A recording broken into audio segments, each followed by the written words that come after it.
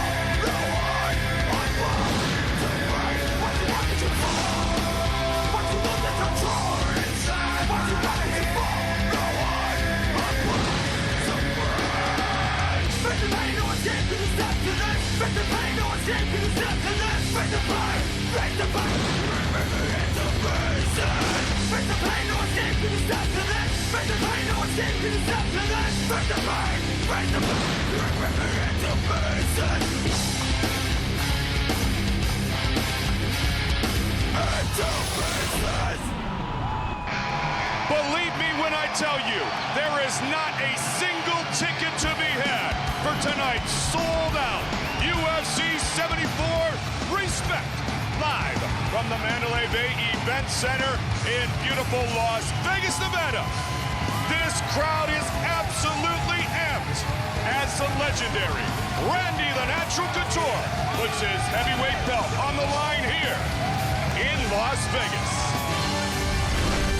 Clay Guida faces an extreme challenger and former prize fighter and third-degree Brazilian Jiu-Jitsu black belt, Marcus Aurelio. Our tale of the tape, brought to you by Zions Synergy. Lightweight matchup to get things started. 25-year-old Clay Guida taking on 34-year-old Marcus Aurelio. Now, I said earlier, Aurelio is 5'10", but he does, though, have an inch disadvantage in the reach. Guida at 71 inches of reach. For the official introductions of this lightweight confrontation, here's Bruce Buffer. And when the action begins, our referee in charge of the octagon is Steve Mazzagatti. Steve Mazzagatti, our referee. Marcus Aurelio set to make his UFC debut against Clay Guida here at the Mandalay Bay Event Center. Bring it on, come on! And we are underway. Marcus Aurelio most likely is going to want to take this fight to the ground, and Clay Guida most likely is going to want to avoid the ground game and work his stand-up. He has incredible wrestling skills, great takedowns, very relentless, but this may be an example, as you point out, Joe, where he'll use his wrestling in reverse to keep this fight on the feet and try to take advantage of what he thinks is an advantage in the striking game. Yeah, I believe that well, I actually talked to him about it, so he doesn't believe that Marcus Aurelio is going to be able to take him down. So he thinks that's going to be to his advantage. Now, I'm sure training an American top team, I'm sure they've devised some sort of a strategy to deal with that, because I'm sure if they look at it on paper, they probably figured that he wanted to avoid Marcus's ground game. So we'll see what American top team and Marcus Aurelio have cooked together to try to avoid Clay Guida's strengths. Of course, as everyone who takes on Guida seems to say in their quotes, tough fighter, good cardio, all-around tough opponent. His hair is too long. Doesn't matter. Guida can still win. He's wild, man. He is wild. He doesn't care. He sees right through the forest and punches people. Trying to work the jab is Marcus Aurelio in the red trunks. Camouflage shorts being sported by Clay Guida. Now, if you notice Clay's stance, oh, good body kick. And pushing forward. Good right hand as well. Came over the top. The left hook connected. And trying to utilize the jab again was Marcus Aurelio. Guida really swinging for the fence with that overhand right. And one advantage Guida has is he's fought many times in the octagon. He's been here in this pressure cooker situation so many times. He's very, very comfortable here. And for Marcus Aurelio, this is a huge opportunity. And there's a lot of pressure involved in that huge opportunity. No question about it. And as I mentioned, as he walked into the octagon, he's been around, he's had great success at a lot of levels, Joe, but still it's a little different when you hit the very biggest stage, and that is the world-famous octagon. Really trying to work the left is Marcus Aurelio. Fight scheduled for 3 5-minute rounds. Guida looking to push forward. What I was saying about Guida's stance, Mike, is if you notice he bent over more at the waist, and what that is he wants to stay low and he wants to be able to, sprawl and avoid the takedown as quick as possible, but he also wants to press forward. It's a very interesting scenario because he doesn't want to stand up fully straight and really like try to wind up and throw some big power shots, because if he does that, then he runs the risk of being taken down. Aurelio landed that one left hook, and there's just a little bit of blood on the right side of Clay Guida's nose that you can actually see through the hair. Guida really keeps that head tucked nicely. Shoulders high. And the kick. Pushing forward again, uppercut combinations. Aurelio ate that jab. Lands one of his own. The difference right now is Marcus Aurelio's throwing one jab, no combinations. Guida's trying to come in and put combinations together. Marcus has been in the pressure cooker situation in Pride when he fought Takanori Gomi. He went into that fight as an underdog. It was a huge crowd, there to cheer on their hero, and very, very stressful situation, and he handled himself admirably under that stress. So he's been in the fire before. Oh, he got dropped! He did big time, and here comes Guida looking for a finish. See Aurelio's guard. He's working on wrist control. It's going to be very hard to hold Clay Guida's wrist and control him. See if Guida actually messes with this opportunity or if he backs off and lets Aurelio stand back up and tries to continue with the strikes. Yep, there you go. On cue. Mike Goldberg, expert commentator. Just get lucky sometimes, buddy. You know that. I get to listen to you a lot. I'm learning. Aurelio seems very tentative on the feet. Like you said before, Mike, he's just looking to land one jab at a time. He's not opening up. And it could be that he just needs to loosen up and relax. Like even that leg kick, he didn't really commit to that very much. A lot of fighters, Joe, and you know this very well, it takes them a couple of minutes to get accustomed to things, to get kind of warmed up, to get loose. And oftentimes they actually look better in the second and third rounds than they do in the first.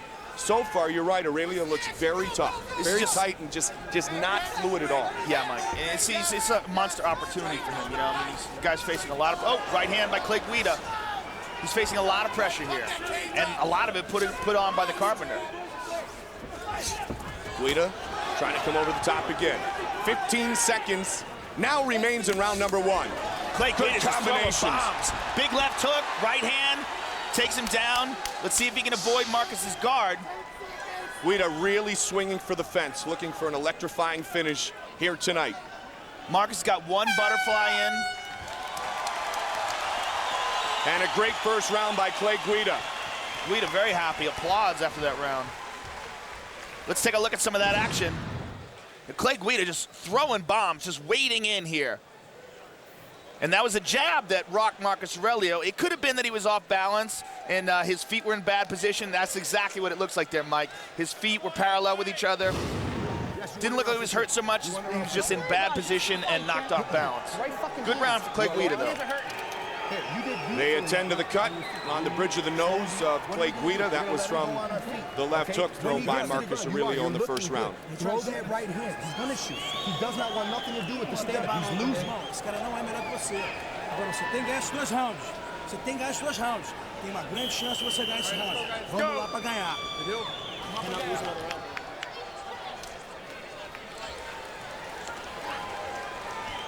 The beautiful Ali Sonoma, Ariani here tonight. Mandalay Bay Event Center, Las Vegas, Nevada. Clay Guida set for round number 2. Will Marcus Aurelio loosen up a little bit now, Joe, as we talked about? See well, if he he's becomes got more fluid. He's got to do something, and I'm sure he got an ear beating in the corner from Ricardo Laborio.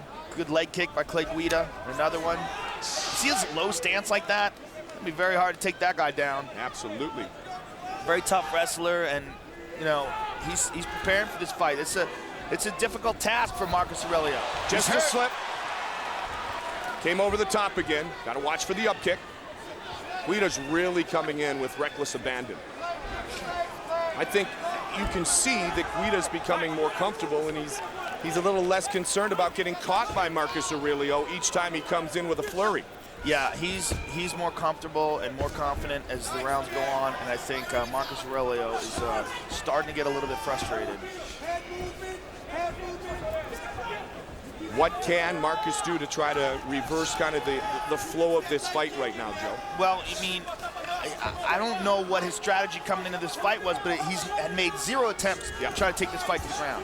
And I don't know if that's because he figures, you know what, it's just going to be a waste of energy. He's not going to be able to take Clay Guida down. Or maybe he's just biding his time and letting Clay Guida get comfortable throwing punches. And there he goes. He tries it right there and pulls guard. What I was saying is that maybe he's just waiting for Clay Guida to open up, get comfortable, and then from there he'll try to take him down. But it's going to be tough. You know, in the rematch with Takanori Gomi, he was unable to take Gomi to the ground, and Gomi wound up winning a decision. And, you know, that is the problem with a lot of Brazilian Jiu-Jitsu fighters when they fight a guy who's an experienced wrestler. If the wrestler decides to keep the fight standing, you know, there's not much they can do about it. And that's what we're seeing here. Back up to the feet again.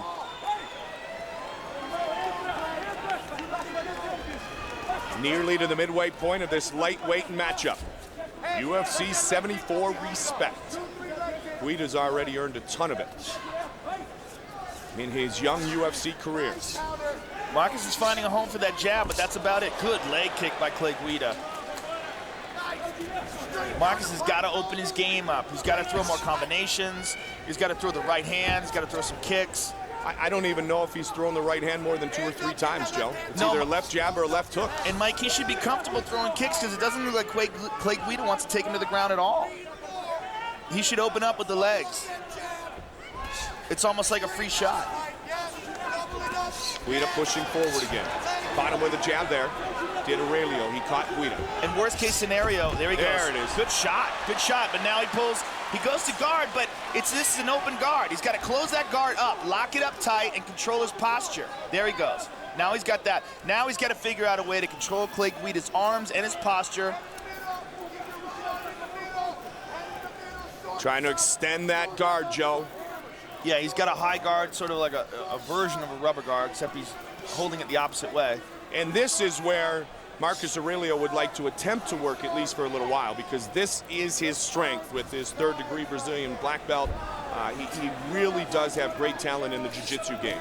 He does, but it's gonna. I mean, Clay Guida has great jiu-jitsu himself. Absolutely. And more importantly, he's got great jiu-jitsu defense. You know, it's gonna be very hard to catch this guy from this position. 90 seconds remains in round 2. Let go of the glove. And I can see Steve Mazzagatti standing these guys up. We don't see some action here. Good elbow on top by Clay.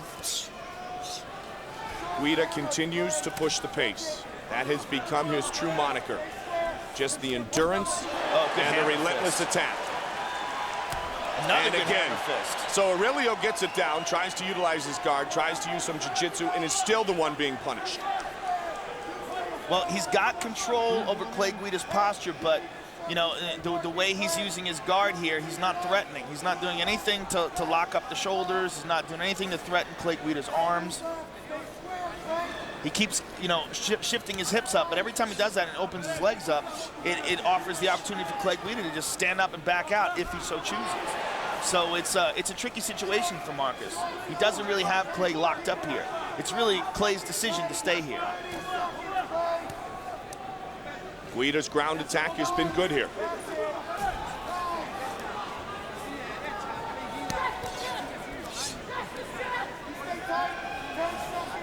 So he's one striking, and he's getting the better of the ground game here through 2 rounds. Another hammer fist by Clay Guida. I mean, nothing devastating, nothing big is happening, but Clay is controlling where the fight takes place. And in my opinion, winning both rounds so far. Has he even started the fight, the way he walks around? That's the amazing thing about him. The kid's a tireless worker. Let's take a look at some more action from round 2. This is the takedown attempt by Marcus Aurelio, and he pulls guard.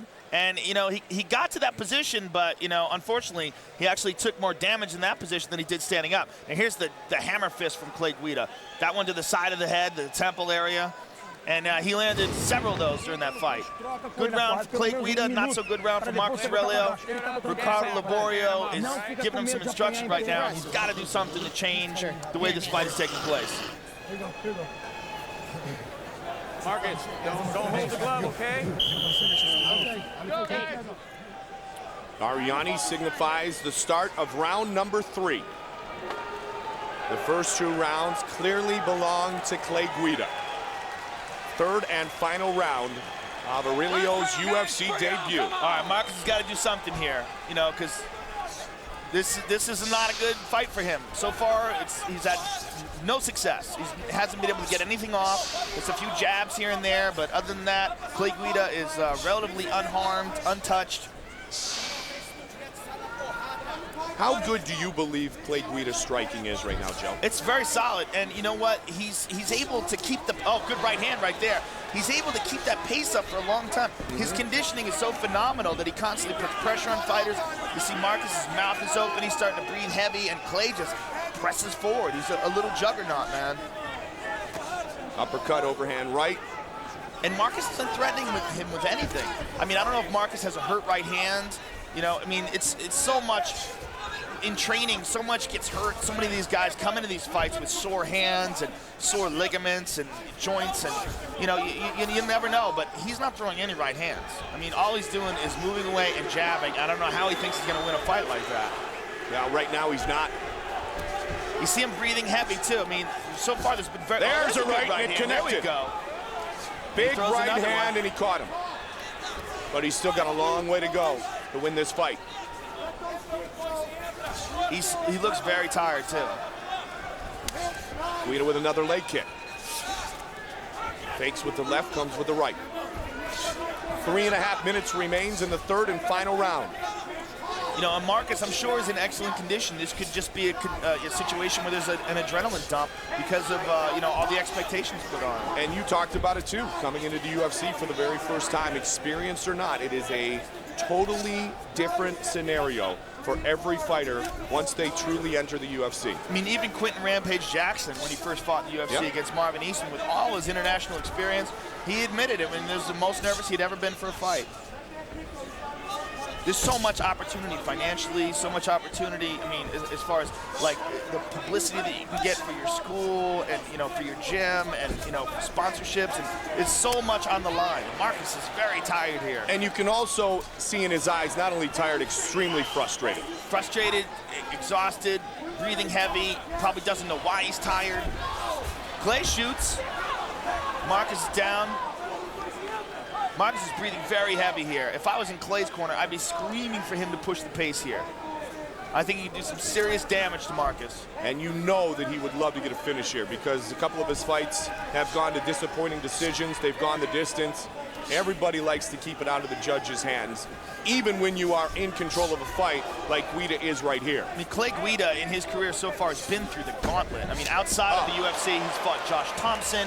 Inside, who's an excellent 155-pounder. Inside the UFC, I mean, he's fought Dean Thomas. He's fought Tyson Griffin. He's fought some really, really tough guys. So, I mean, he's been through the fire over and over again.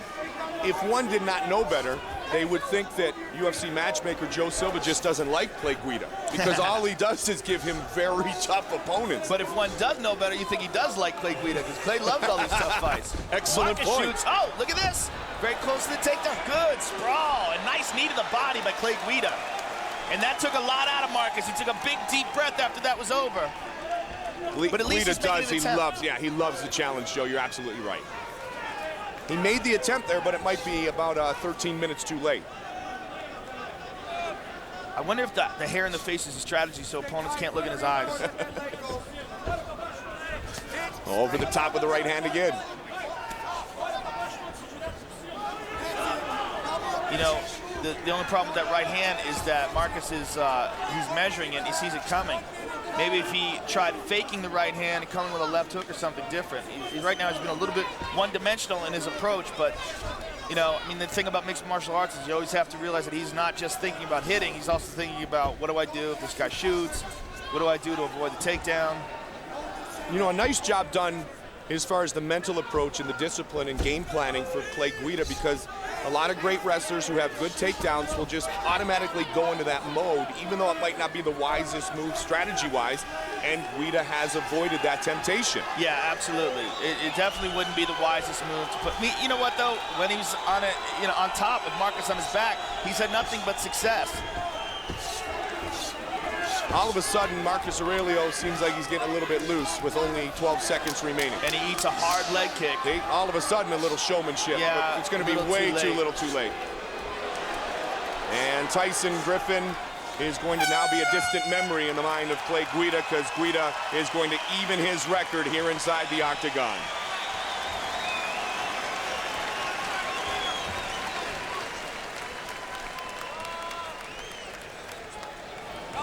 Very frustrated in his UFC debut. Third degree Brazilian Jiu-Jitsu black belt out of American top team, Marcus Aurelio. Bruce Buffer gathering the official decision. Judges giving him the scorecard, and we are set. Here is Bruce Buffer. Ladies and gentlemen, after 3 rounds of action, we go to the judges' scorecards for decision. Patricia Morse-Jarman scores the contest 30-27. Adelaide Bird has it 29-28. And Jeff Collins scores it 30-27 for the winner by split decision, Clay the Carpenter Guida.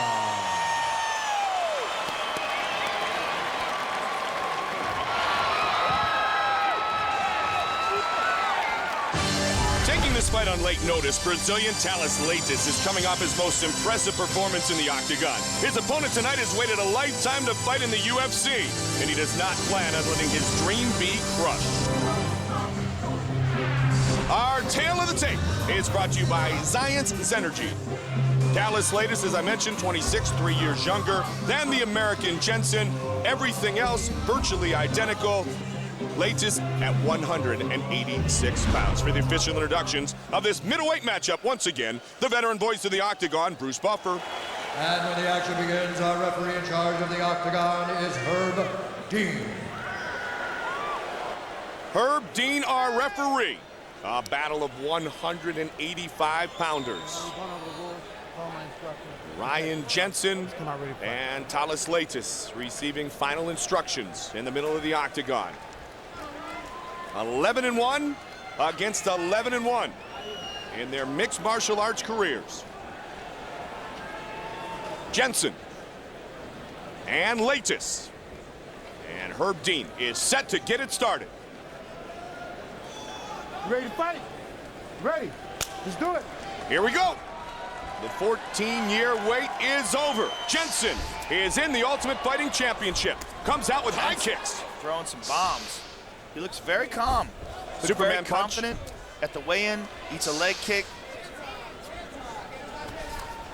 Jensen does look extremely calm and confident, doesn't he, early, Joe? He looks calm and he looks very explosive. Working those kicks diligently.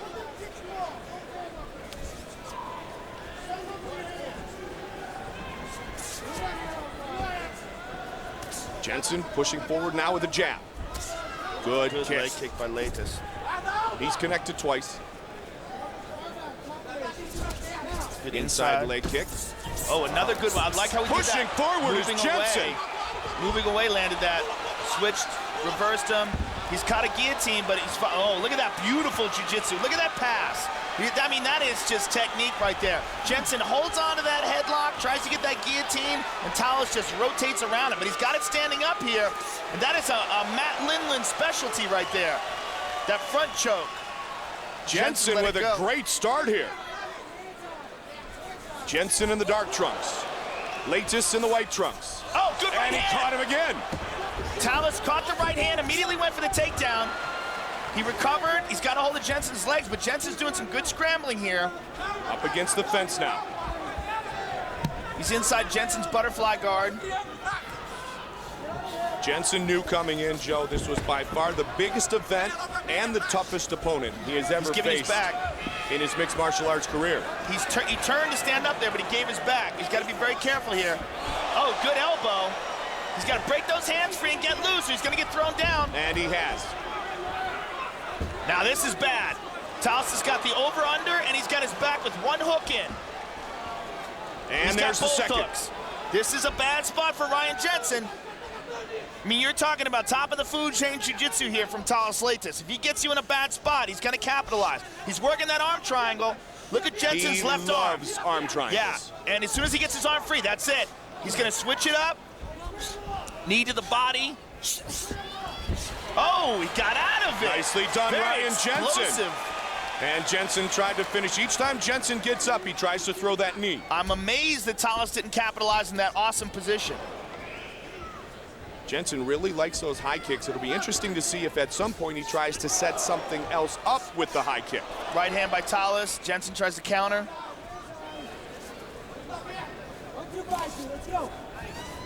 Jensen apologizing, almost caught his opponent low. Great show of class inside the octagon. So much respect amongst our competitors here. Good leg kick by Jensen there. Jensen looks very calm. Very poised for his first fight in the UFC. Inside leg kick. A nice fake with the punch, shoots, doesn't get the takedown, so he pulls guard. Eats an elbow on top. Tallis has got one overhook. That's the only thing that's controlling Ryan Jensen and keeping him there. And if Ryan decides to just pull out and get out, oh, omoplata. Let it go, though. Little slippery. And Jensen threw down big rights. Once, twice, and a third time. Going for the pass and the punch at the same time. Jensen very well-rounded. That's that Team Quest training. No question about it. And interesting, I mean, as he went up through... What's going on here? Tallis is working an arm bar. He's got it. It is all over. Tallis Leitis submission victory over Ryan Jensen. Just like that. Big mistake by Ryan Jensen. Left that arm in there. Very disappointed.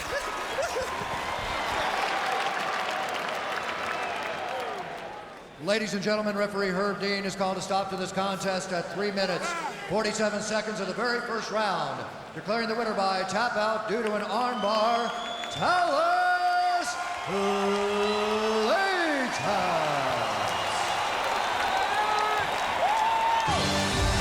Once a champion, once considered the best. We've all been waiting for Frank Mir to regain that dominance he once possessed prior to the motorcycle accident. Tonight he faces a dangerous striker in Anthony Hardon.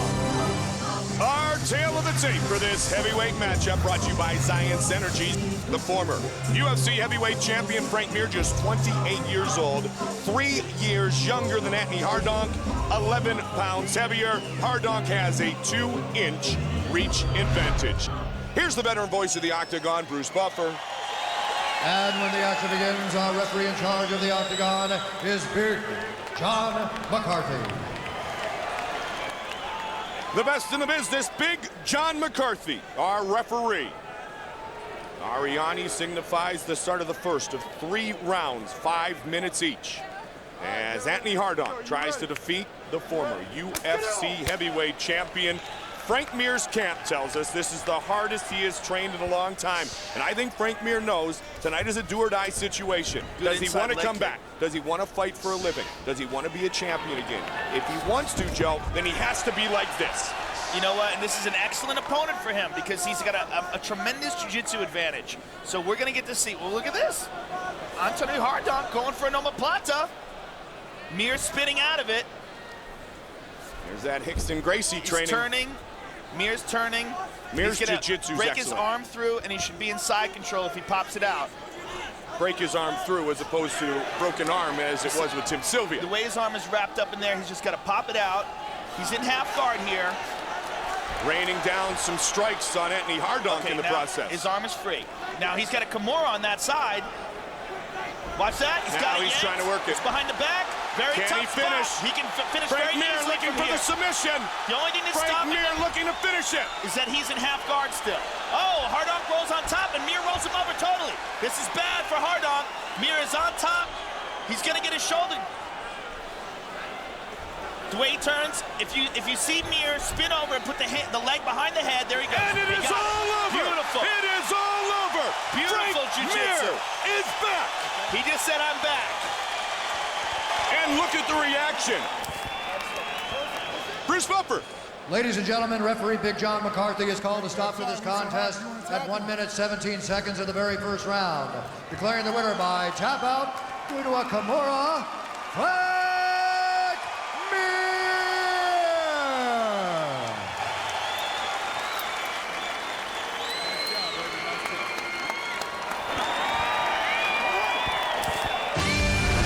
2 men willing to exchange, both motivated by their recent fate, both knowing they must perform tonight. And the heat of this battle was already evident at the stare down during yesterday's weigh-ins. Our tale of the tape for this light heavyweight showcase. Babalu is 31. David Heath is 31.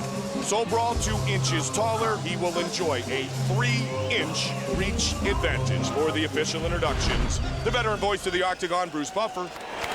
And when the action begins, our referee in charge of the Octagon is Steve Mazzagatti. David Heath against Babalu in what truly is the most pivotal bout in Babalu's 8-year career. 27-7 overall. He's been knocked out just 3 times in his career. 2 times by Chuck Liddell, and in his last fight by Jason Lambert. How will he recover? How will he perform tonight? Mazzagatti says it is time to go. Heath quickly with the jab. I think we're going to look for Babalu to take him down as quickly as possible. David Heath for sure wants to stand up. David Heath has demonstrated pretty good hands against Corey Walmsley, Victor Valimaki, and then he was frustrated, but he won't be frustrated, I don't think, tonight, because Babalu's a gamer. He's a guy who really likes to bring it to his opponent. Yeah, Heath has good hands, good kicks, good angles, very comfortable in there. And Babalu there's the immediately takedown takes you him predicted. down. Nicely done by Babalu. Inside the closed guard, looking to punish. Heath started training a number of years ago when he first moved to Tulsa, Oklahoma, and learned that UFC veteran Mikey Burnett had a gym there. Former Lions Den fighter Mikey Burnett. And we should say that David Heath does have some submission skills of his own. He submitted Corey Walmsley in his first UFC bout. He's no slouch on the ground, but he prefers to stand up, especially in this fight with Babalu. Yeah, absolutely, because Babalu has superior skills on the ground, especially when it comes to the grappling and the Brazilian Jiu-Jitsu. He's working the can opener right here. What that is it's usually a move just to get people to loosen up their guard. But you can submit a guy with that. Good body shots. Mixing it up in the ground and pound is Babalu. Heath trying to do some damage from the bottom, though. Elbows to the body by Babalu. So far, no attempts to pass here. He might just be trying to loosen him up first. And you know, Joe, regardless of who you are, or where you're fighting, a 10-fight win streak in mixed martial arts is impressive, and that's what Babalu put together before he was defeated in the title fight by Liddell. And with top-flight competition. Absolutely. It's just, you know, the Liddell fight, here he goes with the can opener again. Now, all David Heath has to do, well, he got his head out of there, but all he has to do to relieve pressure is scoot his hips back. Babalu wants him to do that to open up his guard. It's primarily a method to open the guard. Good elbow from Babalu. Babalu really delivering some punishment here. David Heath doing a pretty good job covering up. Good left hand by Babalu from the top. David Heath's got to control Babalu's posture. He's going to keep eating these punches and elbows. We saw the all-access done on Babalu prior to the title fight. He's got great cardio. He's had enough. He stands up, turns the corner, he's on top. He's got to watch out, though. Babalu has an excellent guard. Watch your hand, watch your hand. John McCarthy talking about some instructions. David Heath now in the closed guard of Renato Babalu Sobral. Fight scheduled Babalu's for 3 going to go for rounds. He's looking for an omoplata on that left side. David Heath's right arm was stuck in there. He's throwing his legs up high.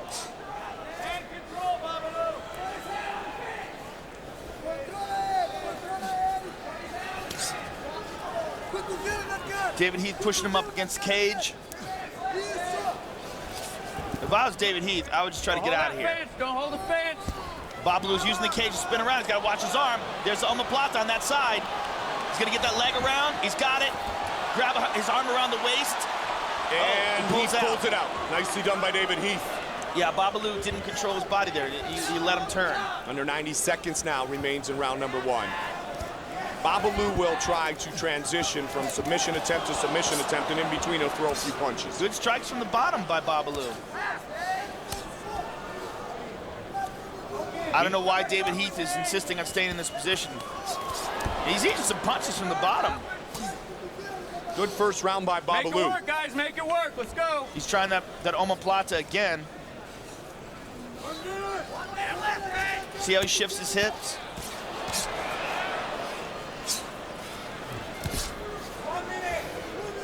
Whenever he can get one arm trapped on the ground, like David Heath's right arm, that arm's in jeopardy. That arm's in jeopardy of an omoplata. If he can pull his left leg over the top and turn his body to the side. You hear the corner of Babalu saying, pace yourself, you've won the round. And that is the great Josh Burnett in his corner. 30 seconds. 30 seconds. Babalu, get moving.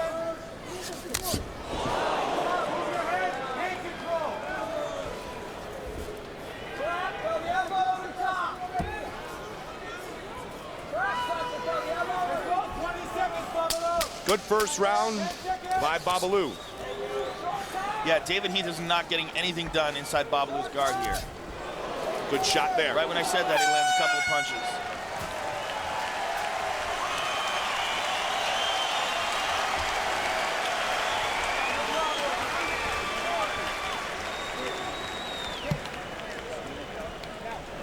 Again, hit with the jab. Keep moving. My leg. Keep moving. Babalu looks comfortable. Okay? Certainly does. Started training in Muay Thai and submission back in 1987, 20 years ago. Pass guard this one, okay? Pass his guard. There's Josh Barnett giving him some instruction there. With those elbows, killed him. He had no energy. Gracie Baja team, Babalu, Eric Paulson, Justin Fortune, former Lennox Lewis opponent, is his boxing coach now. And of course, Josh Barnett, as Joe mentioned, in the corner of Babalu here tonight.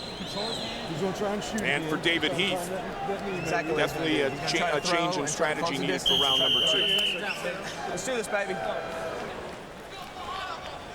Heath looks okay, though. He looks somewhat fresh, doesn't look too damaged.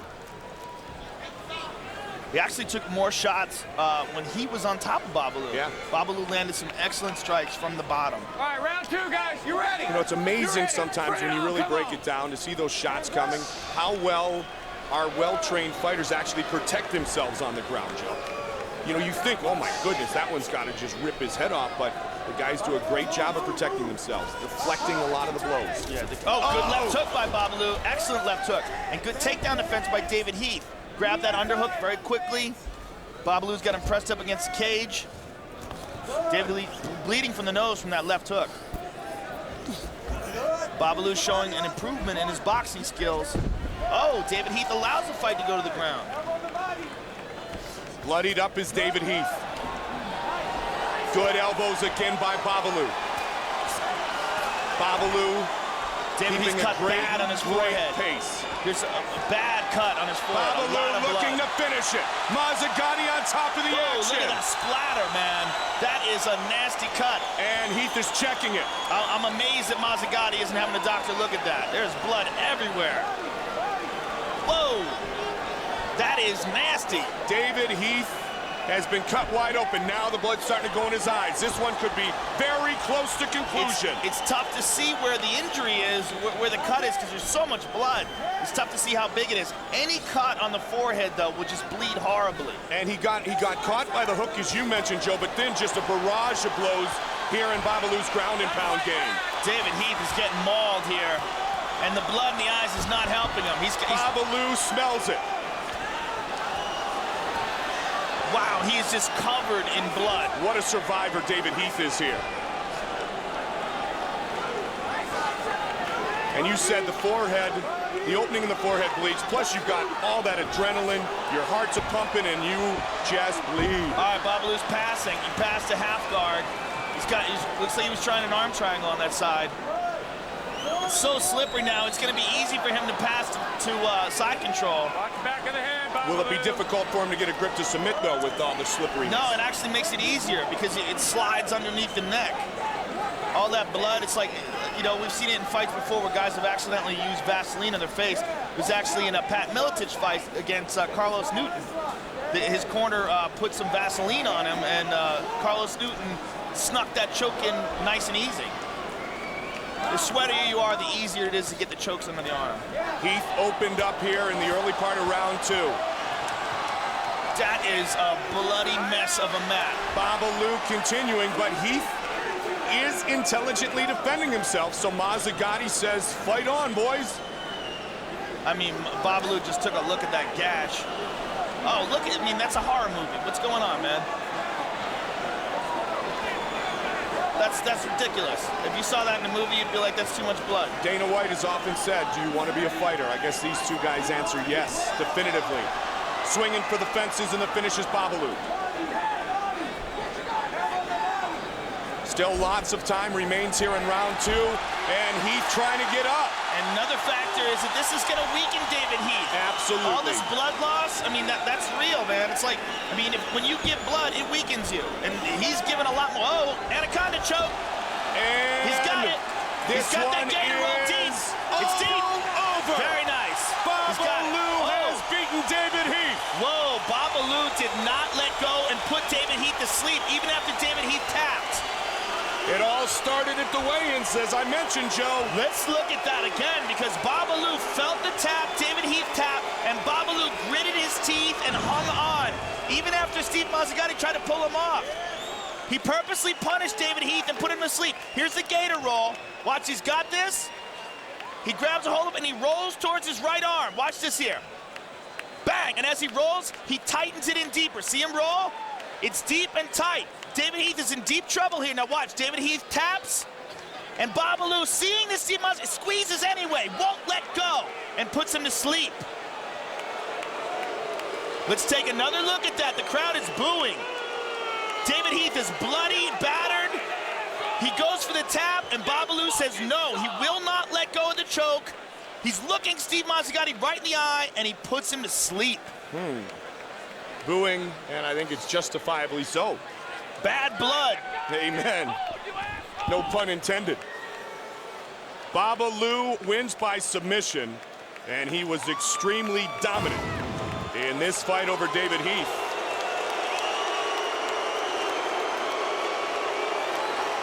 The victor, Babalu, Bruce Buffer. Ladies and gentlemen, referee Steve Mazzagatti has called a stop to this contest at 3 minutes 30 seconds of the second round due to a tap out from a Gabe Schultz front headlock, declaring the winner, Renato Babalu Sobral. Babalu with Joe. All right, I'm here with the winner, Babalu. Babalu, it must feel great to get back on the winning track. Yes, I feel awesome. I'd like to say people to room for me here. And I did what I did because this guy's a pretty young fight. I have been in this game for 10 years. And when he act in respect like I asked of me. He called me motherfucker. So what you're saying is that you put him to sleep on purpose even though you knew that he tapped? Yes, he has to know. He has to learn respect. Take a look at the Mickey's replay, Babalu, and talk us through this. And this is from some bad blood from the weigh-in. Yeah, that's it. That's what I did tonight. All right. He deserved that shit. All right, well, Babalu, congratulations on your victory. We look forward to seeing you again.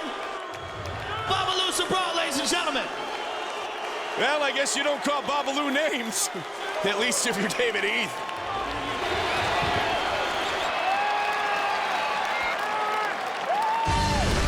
Kendall Grove, the dangerous Hawaiian, and Patrick, the Predator Cote in a middleweight matchup, which will tell us truly how quickly Grove will become a superstar. Our tale of the tape. 24-year-old American Kendall Grove against the 27-year-old French-Canadian Patrick Couture. There is the definitive advantage in the height. 7 inches taller and a 6-inch reach advantage will be enjoyed by the Spider. We turn it over to the veteran voice of the Octagon, Bruce Buffer. And when the action begins, our referee in charge of the Octagon is Herb Dean. Herb Dean, our referee. And the beautiful Ali Sonoma, Ariani here tonight. Not a ticket to be had for UFC 74 Respect. Kendall Grove, winner of the Ultimate Fighter 3, against Patrick the Predator Couture. Oh, coming in quickly is Couture in the yellow trunks. Kendall Grove's a real hard guy to hit, real tall, great reach, keeps his hands up high, covers up right there. And Couture will try to duck underneath. The amazing thing, and I didn't think of this until right now, which I don't know why, but Kendall Grove is 2 inches shorter than Tim the Maniac Sylvia, and he's a middleweight fighter. Yeah, it's pretty crazy. Yeah. He's about as tall as you can get for that weight class and still keep good musculature. Training at Extreme Couture now here in Las Vegas. Also working his jiu-jitsu with Mark Lehman at Cobra Kai Jiu-Jitsu. Getting some of the greatest training in the world, as is Couture, working with Fabio Holanda and Mark Delagrati. Good knee to the body inside there by Kendall. Stomps. Couture is going to try to take away the size, if you will, of Kendall Grove. Yeah, Couture would like nothing more to be able to get some space and open up the punches. I mean, he's pressing him up against the cage. I'm not sure if he's trying to take him down. If he does, Kendall's very dangerous off his back. Especially, as you said, with that freakish 6'6" figure that allows him to do things because obviously his legs and arms are so long that other men in the middleweight division can't. Yeah, he can sink some chokes in from some crazy angles, especially the darts. That's probably his specialty. Improving work ethic. He understands what it's all about right now, and this is truly a testing phase and a huge spotlight on Kendall Grove tonight against Patrick Couture. Herb Dean pushes him apart, and they will exchange again. Fight scheduled for 3 5-minute rounds. Good leg kick by Couture. And another check by Kendall. Couture is going to try to move in and out. In the exchanges, that's when Kendall has to be careful. Oh, good body kick by Kendall. Patrick smiles at him. Couture has had some hard luck in the Octagon, but he's never lost outside the UFC. He's 10-0 outside the UFC. He's got 2 victories, including his recent unanimous decision win over Scott Smith at UFC 67 right here at the Mandalay Bay. Good knee inside by Grove. Yeah, for a tall guy with long legs, Kendall gets those inside knees in real tight quarters. Patrick presses him up against the cage now. One thing we know about Couture, he will always be aggressive. And he believes he has the technically superior stand-up game.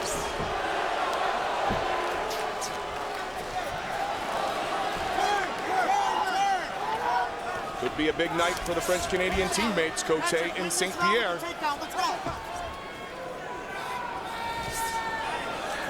They've gone in different training directions to a certain degree, with St. Pierre now working a lot with Greg Jackson. More on that as we continue our broadcast. Mike Goldberg, Joe Rogan, sold out here at the Mandalay Bay Event Center. And Grove is not yet down. Nice job done by Kendall Grove. So tall. It's so hard to take that guy down. Oh, good right inside. Hand by Kendall.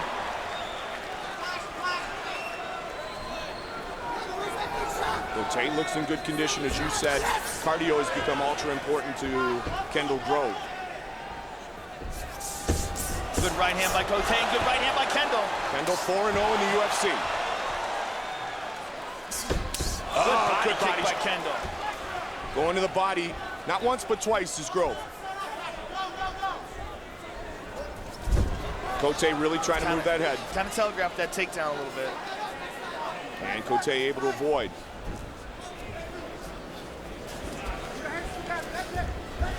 Still can't get him down. Good knee. Right hand. Big right hand. Kendall Grove is in big trouble. Couture looking to finish. And he's inside control and he mounts him. Full mount. This is bad for Kendall.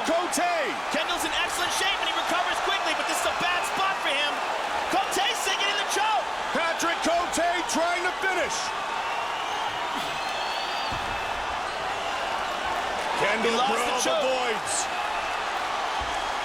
Great job done by Kendall Grove. He was rocked by the big right hand. He's still in trouble, Joe.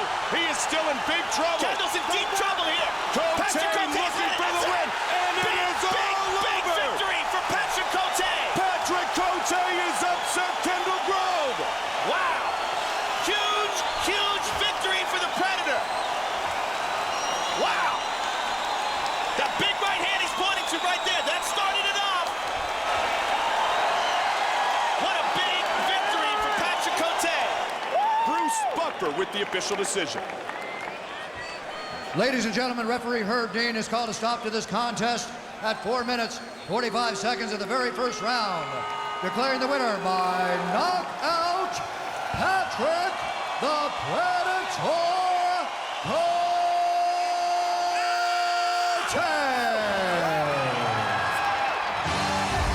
Pellegrino has stated it simply and accurately. This is the biggest fight of his life. He understands a win over the Ultimate Fighter 2 winner, Joe Stevenson, can have huge lightweight title shot ramifications.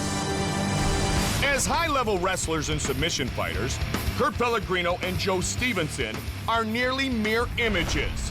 So when the bell rings tonight, the winner may be determined simply by who wants it more. There's no way Joe can beat me. I'm a better wrestler than him. I'm better jiu-jitsu than him, so it's gonna come down to his better hands. Whether I'm on top, whether I'm on bottom, whether we're on our feet, I'm gonna hit him and hit him again and again and again until I can break him. A wrestling legend in his hometown of Point Pleasant, New Jersey, Kurt Pellegrino left the security of home for Florida in 2005 to take the step to the next level in his fighting career. The risk has worked, as he has put together impressive submission wins over Junior Suncow and Nate Moore in the UFC. It is all over. But tonight, he faces the biggest test of his fighting life. As soon as me and Joe Stevenson step into the octagon, he's gonna throw a punch or two, and I'm gonna light him up. And he's gonna realize real fast, I cannot take Kurt Pellegrino down. I'm going to control the tempo of this fight. He can come all he wants. I'm not going to stand in front of him and trade blows and give him a takedown. I'm circle around, pop shot him, open up for my opportunity, and finish him. Ever since dropping to the lightweight division after winning the Ultimate Fighter's second season at welterweight, Joe Stevenson has been unstoppable, with none of his 3 consecutive victories making it out of the second round. Straight left. Oh, he's got a guillotine. Can he do it early? Fresh off a 27-second submission of Melvin Gillard, this master of the guillotine choke looks to earn a title shot tonight. Winning this fight impressively, finishing it in a great, spectacular manner, entitles me to a title shot. So you can expect my hand raised, his head down. Tonight, Joe, I hope you're ready, because I'm coming for you, with everything I have. Our tale of the tape brought to you by Zion Synergy. 25-year-old Stevenson, 28-year-old Pellegrino, 5'7", 5'8", both weighed in at 155. Stevenson has an 1.5 inch reach advantage on Batman Kurt Pellegrino. For the official introductions, once again, here is Bruce Buffer. And when the action begins, our referee in charge of the octagon is Big John McCarthy. Big John McCarthy, our referee, for this matchup between two very talented lightweight contenders. Gentlemen, are you ready? Ariani. You ready? Let's get it on. Is out of the octagon and the boys are in, and here we go.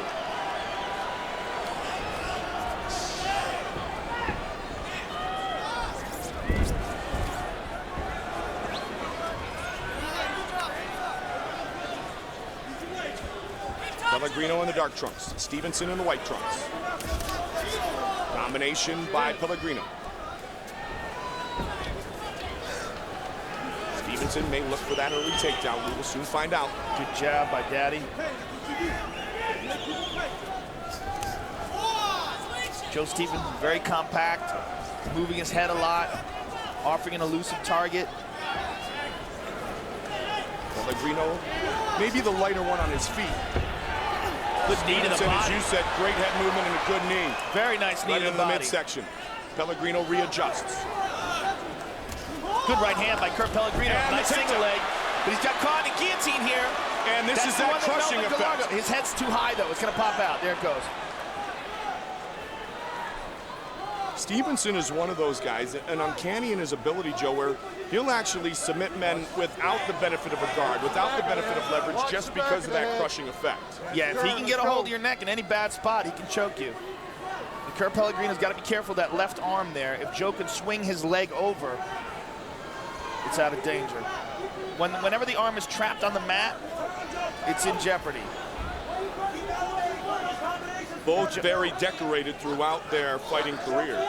Joe's concentrating on that left arm. He keeps rolling towards that side, like he's either going to get a Kimura or fake the Kimura and try to sweep, which he just did. And then he takes his back. He's got Kurt Pellegrino's back. He's got an over-under.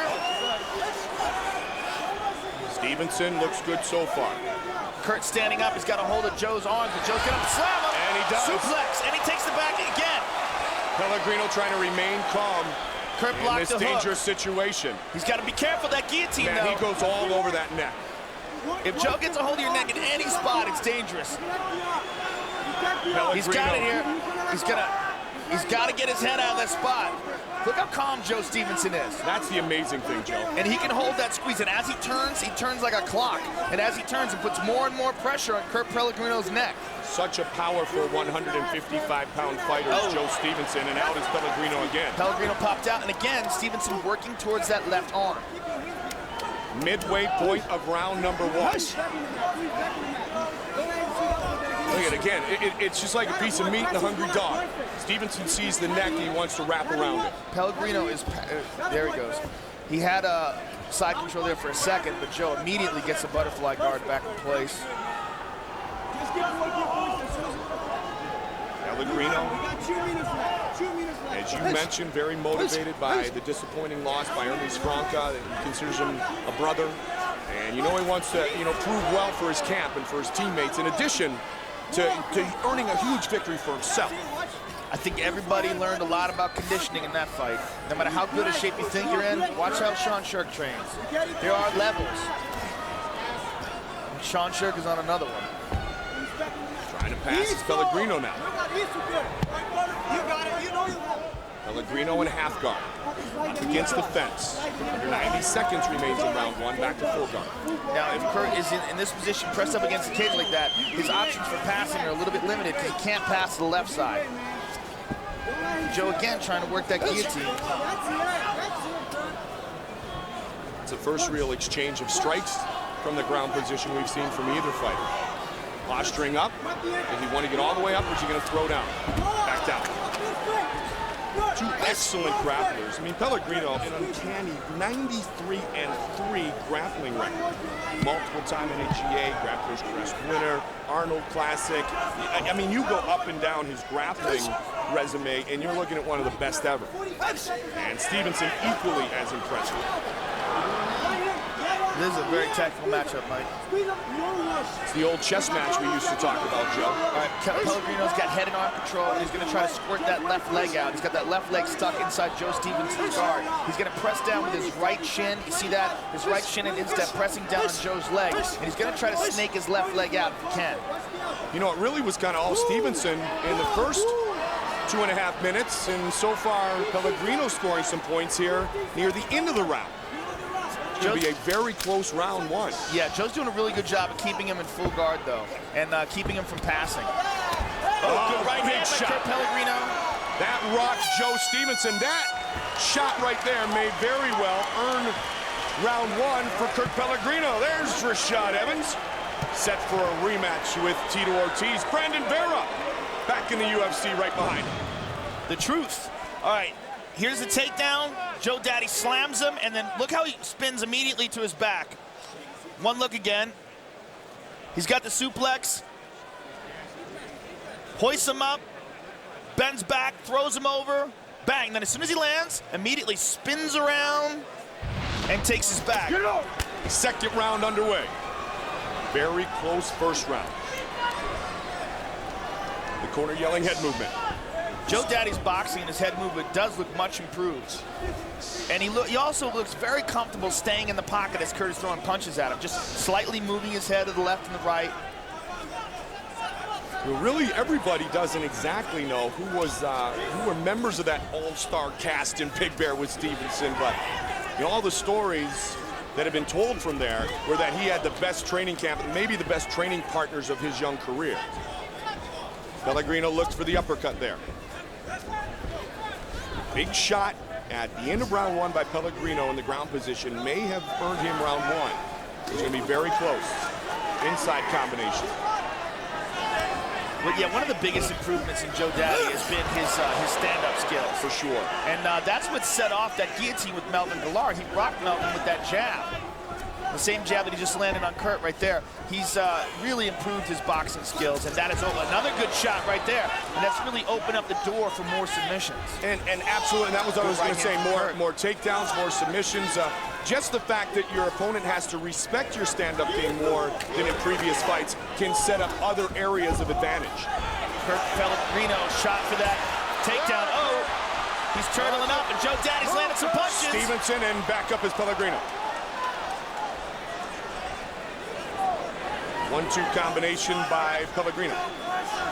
Good fight so far. Huge potential lightweight title fight ramifications here. Oh, big uppercut. Stevenson pressing forward still, Joe. Good jab by Joe Daddy. Pellegrino connected with one uppercut. He was looking for another.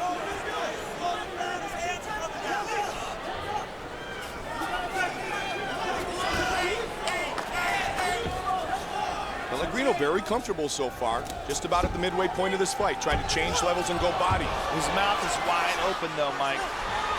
Never a good sign. And now Joe Daddy is in top position. Pellegrino trying to utilize his guard.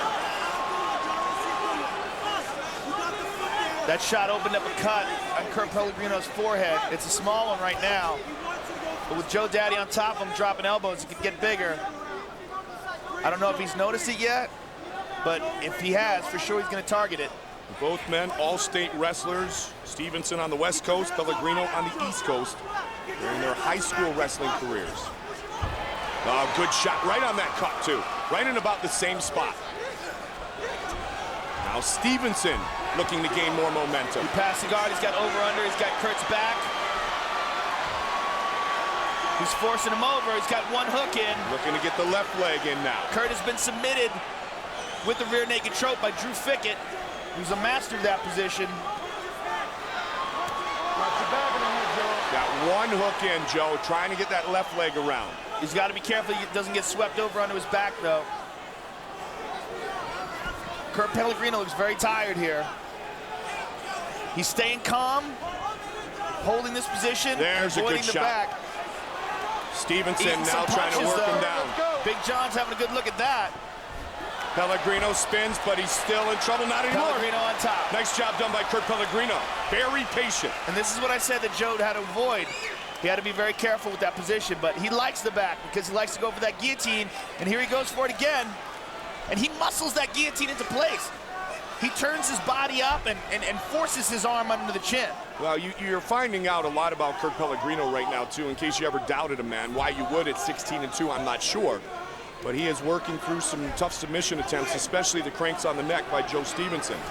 And now Pellegrino back up. And another big right hand. Good right hand there by Kurt.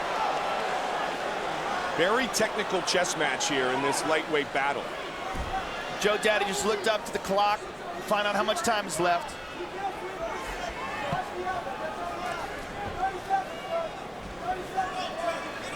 He turns in the same position from the guard every time, Joe does. He turns towards Kurt Pellegrino's left arm.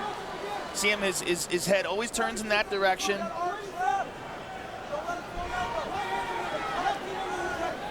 On, 15 seconds remains in the second round. You want to stay there and prove it.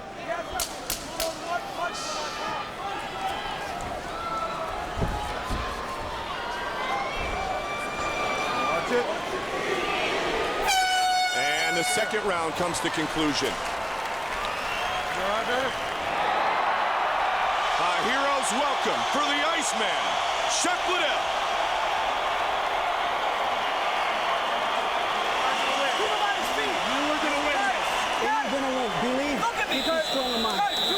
this fight is very close to 10 minutes, isn't it? Very close. And, you know, this is exactly what we expected. A technical, you know, evenly matched bout. Keep strong. You're winning. You got last round. Hands up.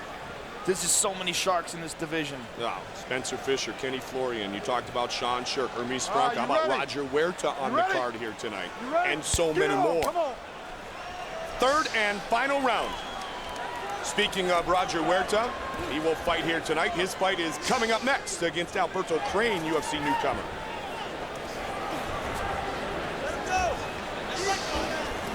Oh, big uppercut by Pellegrino.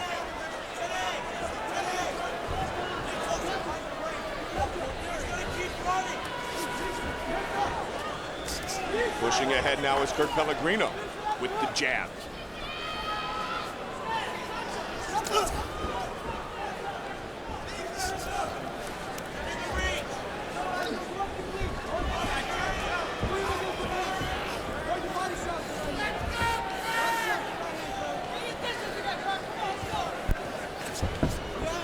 Good work.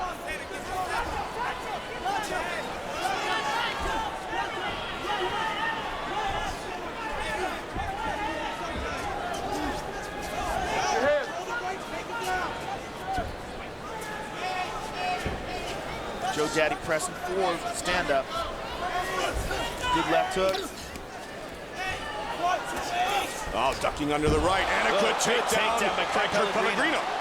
And at this stage in the fight, these takedowns are crucial. It's a very close bout. Absolutely. Again, Joe Daddy going in the same direction. One could make the argument, Joe, round 1 to Pellegrino, round 2 to Stevenson. Do you agree? It's very close. I could see it going either way, but yes. And that's what always is fearful to the men inside the cage, the men inside the octagon, is what exactly are the judges seeing? So nobody wants to leave it in the hands of the judges. Well, we're in a weird position right now with MMA scoring.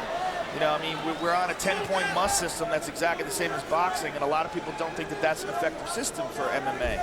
That there's so much more to this sport that a simple 10-point must system just isn't adequate. And there's a lot of confusion, and there's a lot of weird decisions sometimes. This one is going to be, if it lasts another 2 minutes and 50 seconds, a very tough decision for our judges to make. They're going to stand them up. They're inactive. They will get active quickly. Stevenson gets right up. Yeah, Joe Daddy's. Wow, Pellegrino was trying to catch his breath a little bit. Forward. And you talk about that change in cardio for Joe Stevenson. Yeah, that's that training up at altitude at Big Bear. Absolutely. And you know what? Joe Daddy's very determined, but he fell into a guillotine here. Now it's Pellegrino trying to take a page out of the book of Joe Stevenson. And that's full guard here. You just got to make sure that he doesn't burn his arms out. It all depends. I mean, this is the third round here. He's got to be very tired. And a guillotine is a tremendous muscle move. There's a lot of muscle involved in it. Using your arms, using your back, using your legs, squeezing, arching, and you got to make sure that you're in a good spot. There he goes. He didn't have it. He didn't have it. He may have let it go just because he didn't have it, Joe. Yeah, because he didn't have the win. Exactly, yeah. And as you mentioned, the burnout effect, too.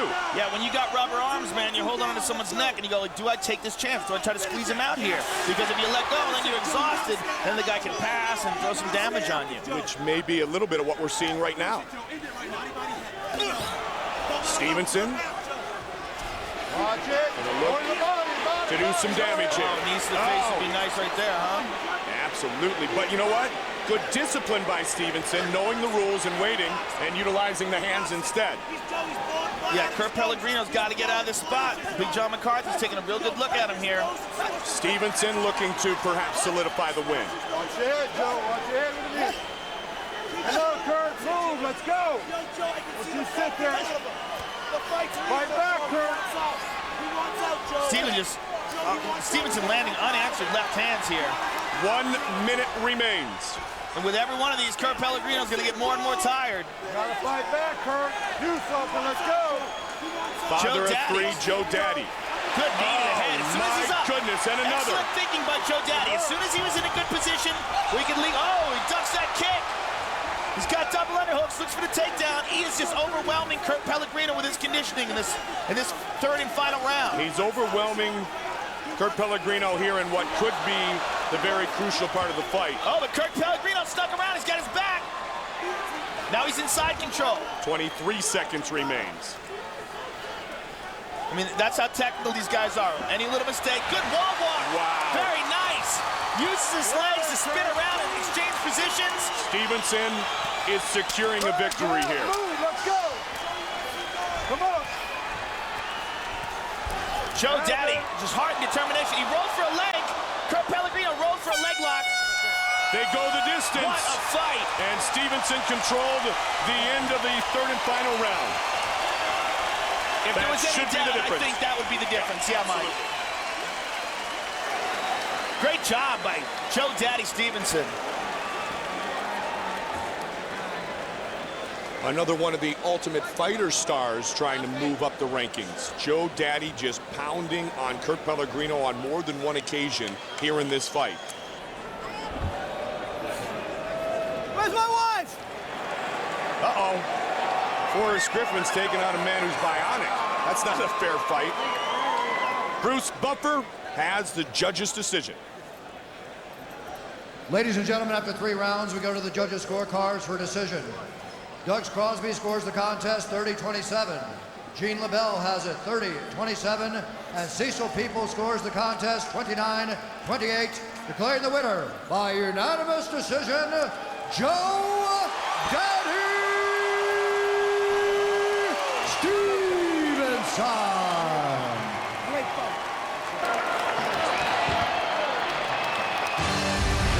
Be an understatement to describe Roger Huerta as a rising star. To earn his 4th win of 07, he will have to conquer unbeaten Brazilian Jiu-Jitsu world champion Alberto Crane. Every night can be a tough night in the UFC lightweight division, something Roger Huerta has learned the hard way as he's pounded out 4 octagon victories. Tonight, unbeaten Alberto Crane will get his first dose of life in the lightweight fast lane as he looks to stop the rapid ascent of El Matador. And this is my shot. This is my opportunity. I'm not going to let anybody take that away from me. I'm not looking past Alberto. I want to whoop him. I want to whoop him bad. With 3 wins already in the bank in 2007, Roger Huerta has been one of the most active fighters in the sport today. But even though he has garnered a Sports Illustrated cover and respect as a future title contender with his wins over John Halverson, Leonard Garcia, and Doug Evans, the only thing that matters for El Matador is getting another win tonight. There's a lot of hype on Roger Huerta, how tough he is. But if we go to the ground, I catch him in a position, he is not getting out of that position, bottom line. I'm a world-class jiu-jitsu finisher, and I finish fights. Alberto Crane thinking that all this hype has gone through my head is he obviously doesn't know nothing about me. Okay, fine, you're a world-class jiu-jitsu, but as a fighter, I'm better than you as a fighter. Alberto Crane, a Brazilian jiu-jitsu ace with an impressive 8-0 record, will look to put Roger Huerta to the test when the bell rings tonight. But he does not plan on going about things in the conventional way in this his UFC debut, as this decorated ground fighter would like nothing better than to end the fight with a move that no one, especially Huerta, even sees coming. He's coming in here to my house to try to take something away from me, and that's trying to defeat me. I'm sorry, not against me. Our tail of the tape for this lightweight matchup. Huerta 7 years younger than Alberto Crane. He has a 2-inch reach advantage. Once again with our official introductions, the veteran voice of the Octagon, Bruce Buffer. And when the action begins, our referee in charge of the Octagon is Steve Mazzagatti. Steve Mazzagatti, our referee. In this battle between Roger Huerta and Alberto Crane. Crane has competed at the highest level in the sport of Brazilian Jiu-Jitsu. Now he will take on this young man on a serious rise in Roger Huerta.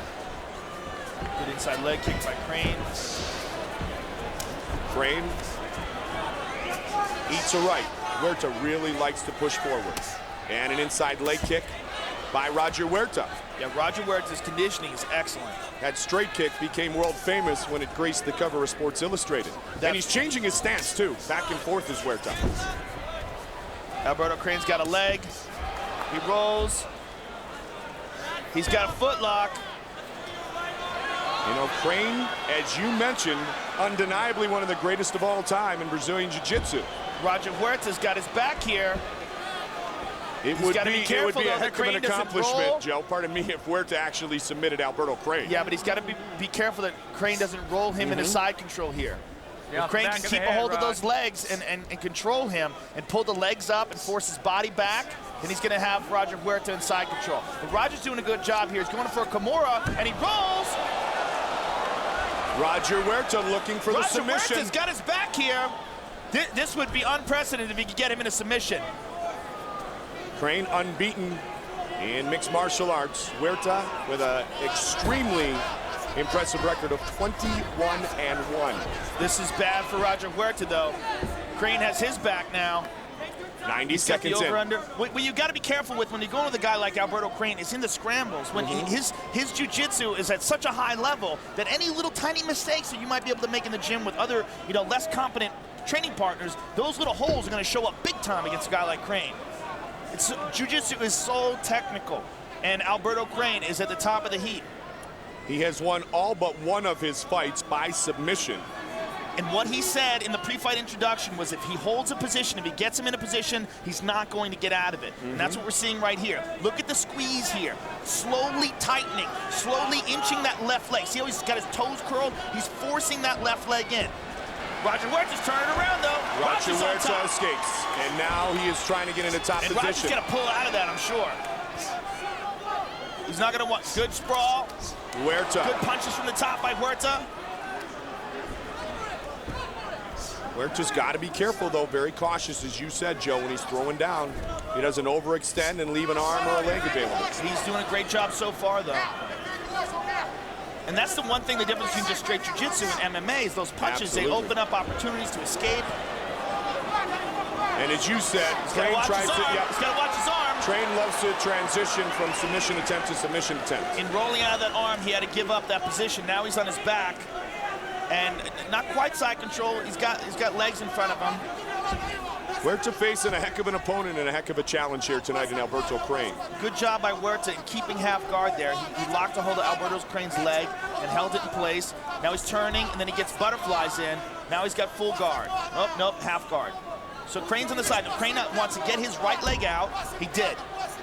Nope, he's still tucked in there. He's going to try to force his right leg out from in between Roger Huerta's two legs, and then he'll be in a dominant position. And he's got it. There he goes. Now he's in side control, and as Roger turns, he gives his back up. He's got to be very careful here. This is what we're talking about, things you can get away with lesser competition. Giving your back up to a guy like Alberto Crane is very, very dangerous, especially if Crane can connect his two hands. If he can clasp his hands together, then he's got Roger Huerta's back. He rolls over. That right arm is what he's looking to choke with.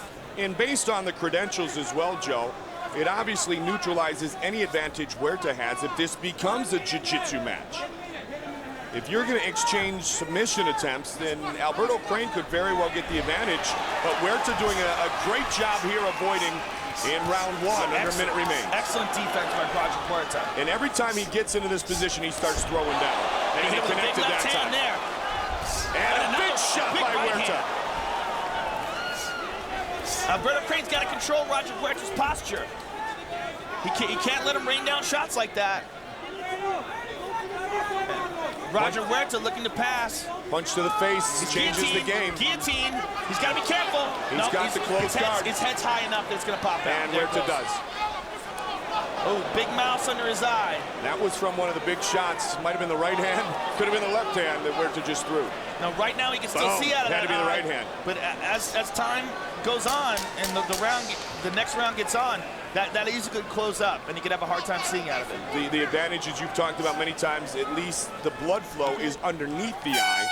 So the blood won't affect the vision, at least for now, but the swelling very well could. In Roger Huerta's growth, if you will, he continues to impress every single fight, and he has definitely impressed us so far here tonight. Second round underway. Great first round for Roger Huerta. He was in the fire, in trouble, and pulled out of it with flying colors. And landed some great shots and some more great shots on Alberto Crane. Alberto's going for a leg here. But he's got to be very careful. When you commit to a leg, you'll leave your face exposed. When you've got two arms and two legs locking around someone's leg, but he can also use that to sweep him. Roger Huerta's doing a great job of avoiding these submissions and landing a lot of punishing blows. Whenever he gets any type of top position, he is raining down punishment. You know, he said something in the pre-fight thing about Alberto Crane being great at jiu-jitsu, but this isn't jiu-jitsu. Absolutely. This is really the difference. And that mouse under his left eye is absolutely swelling quickly. Yeah, that looks That's like nasty. That looks fake. It looks like Rocky. Looks like somebody glued it on his face. Fake. Rocky. Yeah, all 5 of them. All right, or was it 6? All right, look at Alberto Crane is going for an omoplata at the same time as a footlock. The omoplata, though, he doesn't have control of the arm, but in defending it, he can lock a hold of that footlock and use that footlock to sweep him. Roger Huerta doing a good job of avoiding that. See, again, he locks the omoplata, but he doesn't have the arm across. You know, this is actually interesting to watch, Joe, in the fact that we see Huerta so much, you know, exchange on the feet. We're seeing how really, truly developed he is in the ground game right here. Yeah, his ground game, his defense is very impressive to me. I mean, he had Alberto Crane's back. He's gotten out of some really bad positions, but he's in a bad position right now. Alberto's got him in side control. You know, but you got to take into account that Alberto Crane has taken some punishing shots, and we don't know how much of an effect that's going to have on his endurance. Takes a shot from the bottom right there. That was a head. Watch your head. Steve Mazzagatti warns him. You know, Huerta loves to take men down and then wail on him. And that, as we mentioned before, can be dangerous if you expose yourself to an Alberto Crane. But, Joe, you pointed out he hasn't done it yet tonight. Yeah, Alberto Crane gave him some space there to have him roll and went to take his back. And he's got that one arm trapped on the right side. He's got his right arm trapped in between his 2 legs in the crucifix position. But when they're so slippery like this, he's going to pop out. And there he does. There's such a difference between training with the gi, the jiu-jitsu positions that you can hold, and what you can hold when a guy is sweaty. Good straight kick by Huerta. UFC 74 respect here tonight.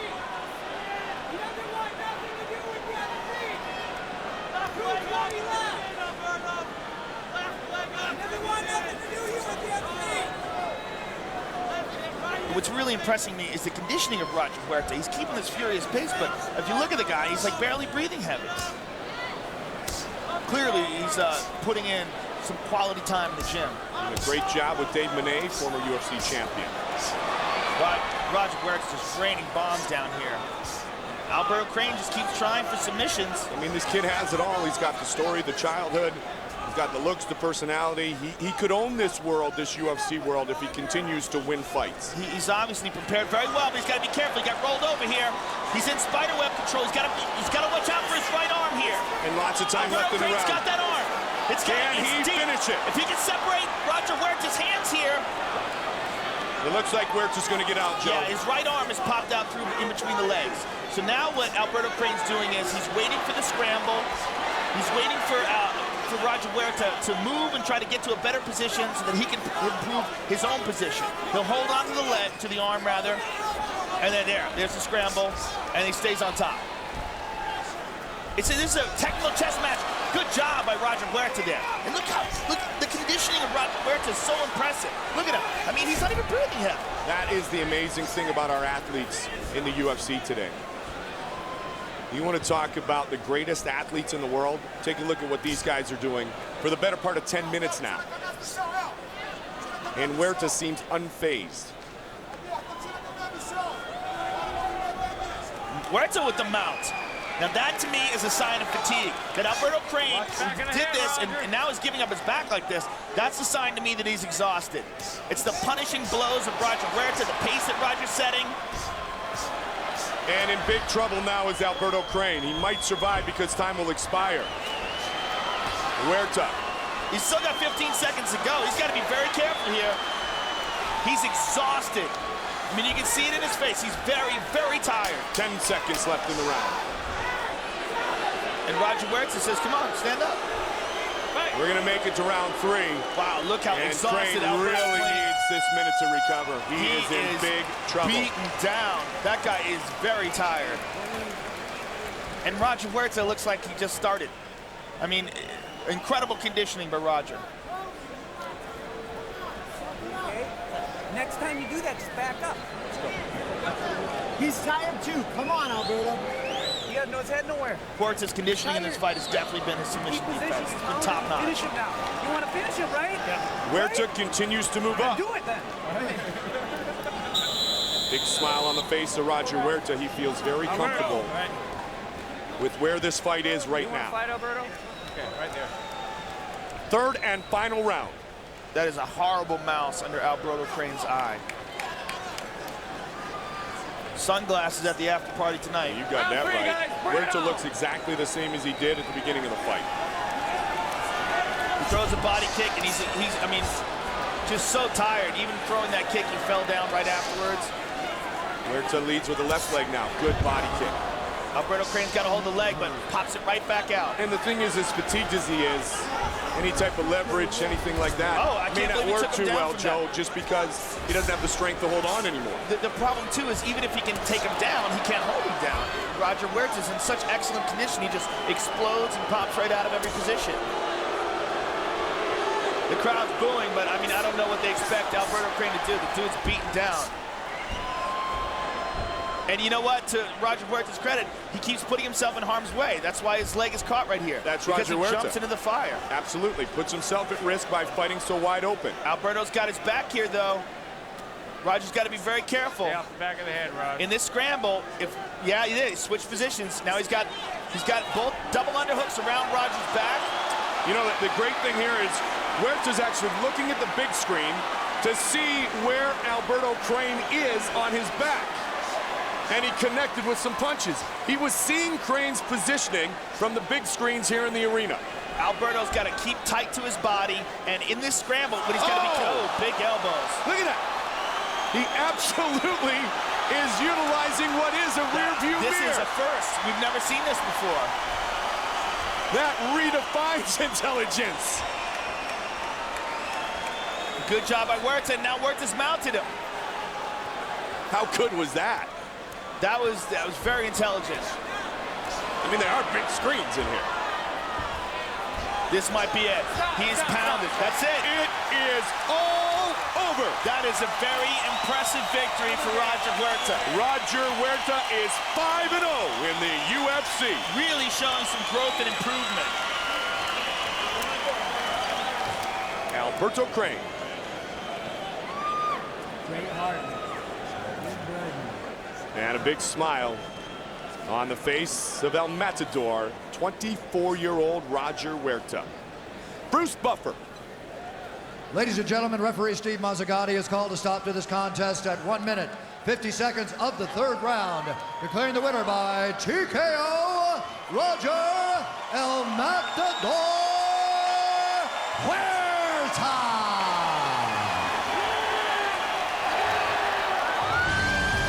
Another former champion is set to grace the octagon.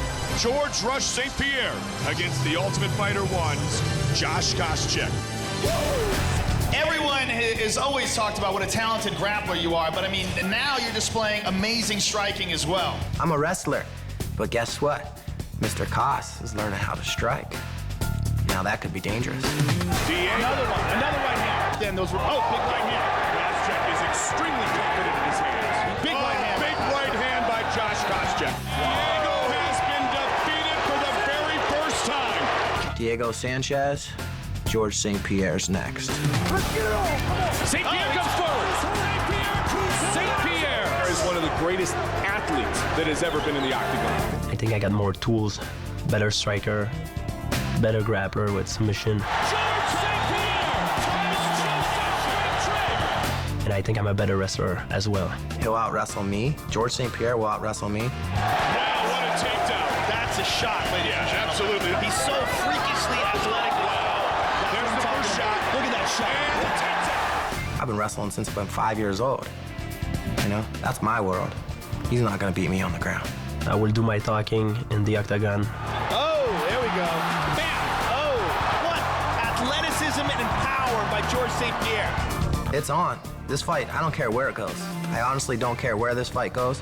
It's on. Every time he's gonna go for something, a shot or a right hand or something, I'm gonna make him pay. I have think GSP is going to be surprised how strong I am. I'm in the best shape of my life right now. I'm way stronger than I used to be. I'm not giving him that opportunity to walk over me to get a title shot that I want. Not going to happen. Josh Koscheck is very hungry. He's on a winning streak, and one guy gonna have to bring him down. It's gonna be me. I would say I knock him out within the first 2 minutes of this fight. So he's gonna go to sleep. Our tale of the tape for this welterweight matchup: 26-year-old St. Pierre against 29-year-old Josh Koscheck. Everything else is virtually identical. For the official introductions of this, our co-main event of the evening, once again, here is Bruce Buffer. And when the action begins, our referee in charge of the octagon is Big John McCarthy. All right, gentlemen, I gave your instructions in your dressing room. Got any questions from you, Josh? Any questions from you, George? I want to fight clean, fight hard, fight fair. Let's go. I think St. Pierre is ready. So is Koscheck. Mike, one thing I'm noticing is how big George St. Pierre looks compared to Koscheck. St. Pierre, Koscheck. As Joe has said many times, two of the greatest athletes in the history of the sport. St. Pierre can't wait to get into the center of the octagon. He's like a caged animal. And we are underway. They touch gloves, and here we go. St. Pierre's striking is so good, so dangerous.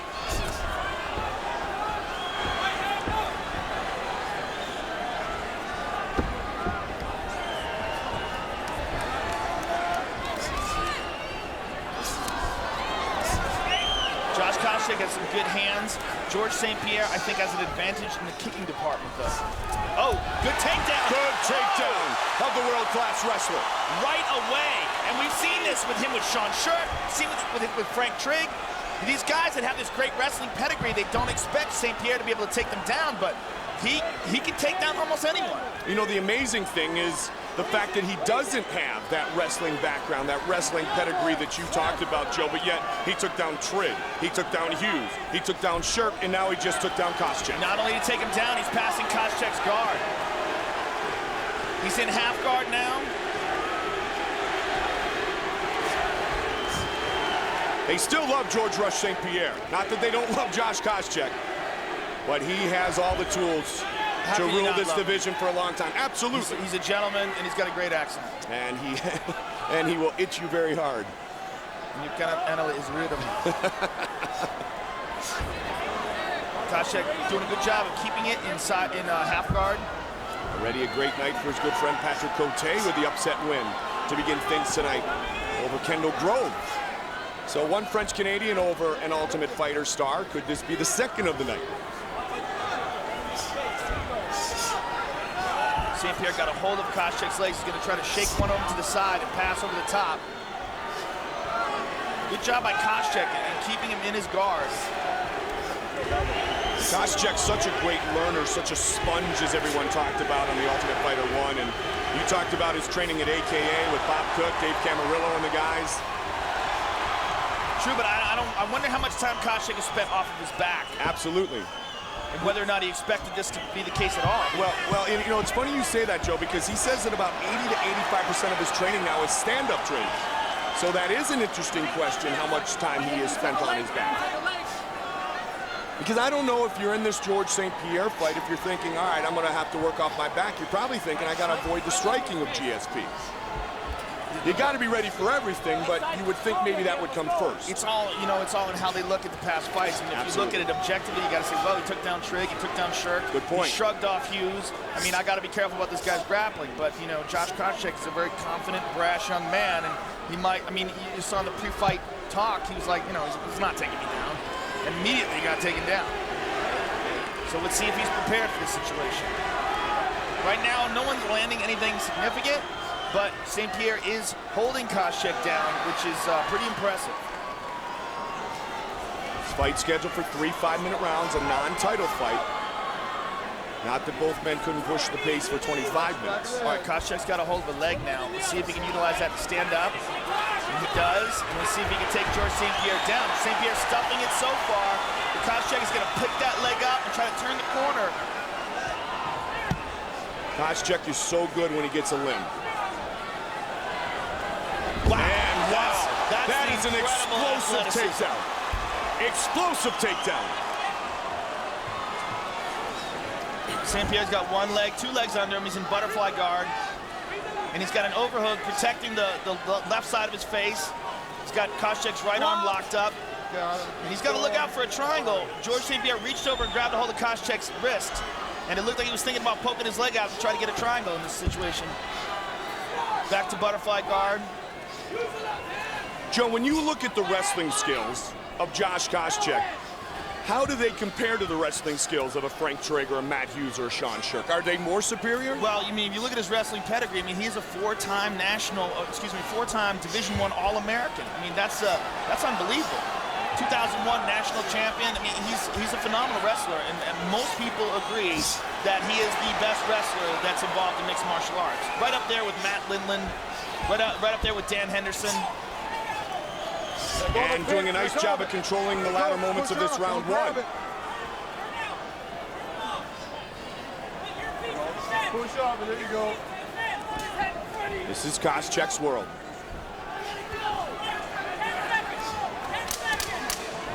Koscheck coming off of the win over Diego Sanchez. The first time Sanchez had ever been defeated in his mixed martial arts career. Good punches at the end of round one.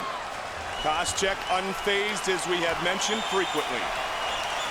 Look at the icy stare in the eyes of Diego Sanchez. You're talking about an intense young man right there. Yeah, you talk about a guy who hates Josh Koscheck. Look at that face, man. That dude wants some revenge. How good is Sanchez and Fitch going to be?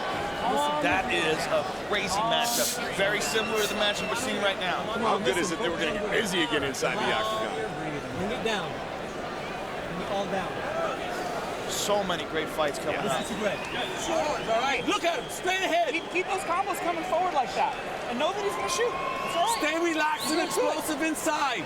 Very nice. He's spending a lot of energy and then going to a double.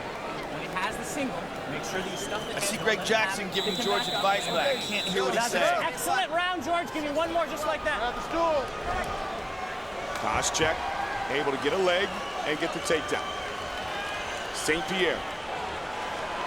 Maybe we saw a little bit at the end of the round who would actually have the advantage if this stays on the mat. They begin round two. St. Pierre has great kicks, as you mentioned.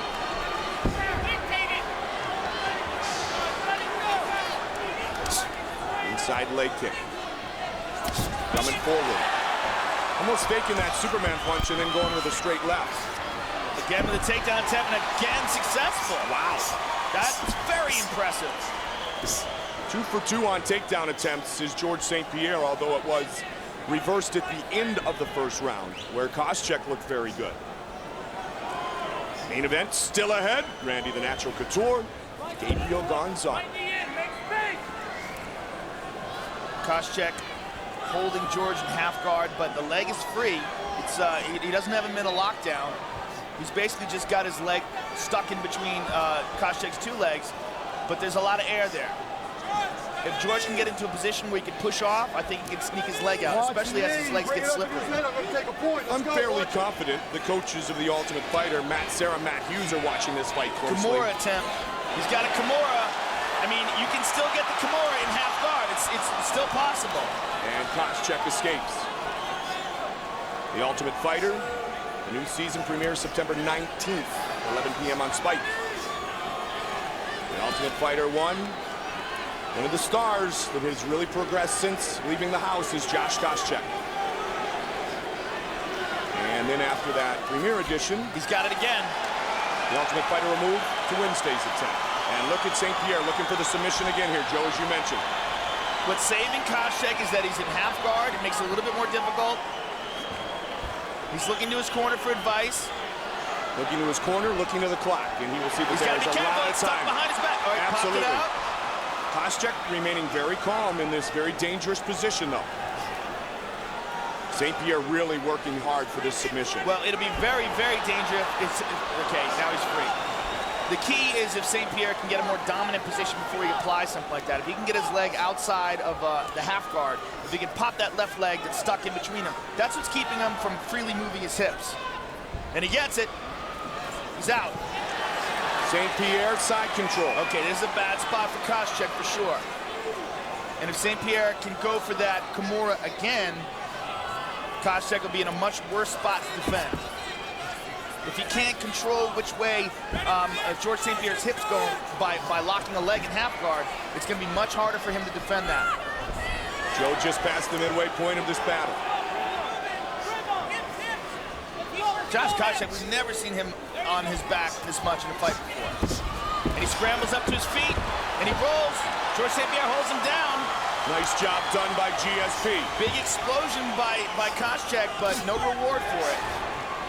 Last time he exploded out, he got a leg and ended up getting the takedown of George St. Pierre. This round has belonged to the former champion. And the chance of GSP here in this sold-out Mandalay Bay Event Center. Koscheck back in the half guard. GSP is pushing down that left leg, or excuse me, the right leg of Koscheck. He's going to try the Kimura again. He keeps trying it from this position, and you know, we see guys get it from half guard. Joe Riggs got tapped in this position. Matt Hughes got him into Kimura from half guard. St. Pierre really working on his jiu-jitsu, just earned his brown belt in Brazilian jiu-jitsu. And looking again to crank the arm and crank the shoulder of Josh Koscheck.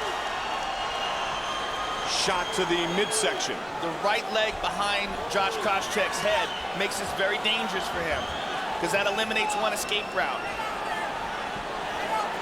Very dangerous for him. St. Pierre looking to return to glory. Now watch the elbows, will make it straight down. Be careful. All those punches to the head, that's just to distract him, try to break that arm loose. Soften him up a little bit. St. Pierre really trying to crank on it now. The key to this is to keep the arm close to your body and use your whole body. Don't yank it with your arms. Keep it tight and press to your body and use your whole core to yank it out. He was saying something to John McCarthy. Hard to tell what, though. Now he's going to crank that midsection some more. I'm sure McCarthy's probably telling him that he has to keep moving and improve his position. And he's saying, I'm trying to rip his arm off. Good round for George St. Pierre. Wow! Great job done by Josh Koscheck to avoid. But he will definitively lose round 2. That's a humiliating round for him. Taken down and controlled by a man he said wouldn't be able to take him down. Hey, he can hold his own punch. I'm not saying it's right, but he can do it. So that's what he's doing. You know it because it's good. And let's look at these takedowns. Here's the first round. Immediately, George St. Pierre takes Koscheck down. Serves him notice. Almost faking that Superman punch and here's the second round. Again with a takedown attempt, and again successful. Wow. That's very impressive. Two very impressive takedowns. Championship round. Against, again, four-time All-American wrestler. All right? Championship round. Koscheck had his collegiate coach Tim Flynn from Edinburgh come in and really help him work on his conditioning. And the conditioning also, obviously, outstanding for George St. Pierre. All right. Koscheck's got to do something spectacular in this round. The first round was close. He reversed him in the first round, but the second round, all George St. Pierre. St. Pierre said he believes the loss to Matt Serra is the best thing that ever happened to him. You ready? You ready? His father was ill prior. Had a cousin in a coma who has since unfortunately passed away. But St. Pierre says he's back mentally. And yesterday at the weigh-ins, he did the motion of, I'll get my belt back. And the fans applauded.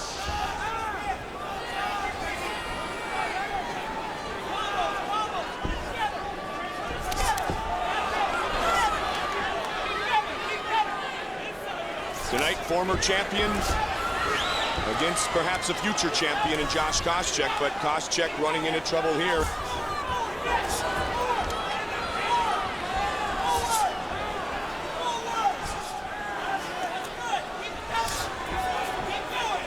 Leg kicks over and over again from George St. Pierre. Oh, good move. He really disguises the Superman punch and then comes forward with the left. Yeah, he's really good at mixing up his strikes. And what he's showing Josh Koscheck, the Koscheck's not showing him, he's showing 4 weapons. He's showing both arms and both legs. Koscheck is basically just winging punches. And that is something that I asked you on camera, Joe, is has Josh Koscheck developed into enough of a complete mixed martial artist to nullify and to neutralize all the weapons St. Pierre possesses? So far, the answer's been a resounding no. Koscheck, though, is still very much a work in progress. He's only 29 years old. He's really an infant in this sport if you look at it. He can afford a loss tonight and still come back and be a champion one day. St. Pierre knew coming in he could ill afford to lose here again. This will be a learning experience for him, win, lose, or draw. I mean, even if he landed a spectacular knockout punch and knocked George St. Pierre out, he's learned that, yes, he can be taken down, yes, he can be controlled, and he cannot neglect his grappling. And, you know, it's also important to mix up the strikes. Kicks, knees, and elbows are also very important, not just punches. St. Pierre high kick almost caught him. Especially because the distance involved in kicks. St. Pierre can strike him at a distance where Koscheck has to jump in to connect with punches. Koscheck tried to come over with the overhand right. There you go. See, he disguised it and gone with the left before so many times. That time, natural Superman punch, boom, delivered and landed. Fade away inside leg kick. 2.5 minutes remains.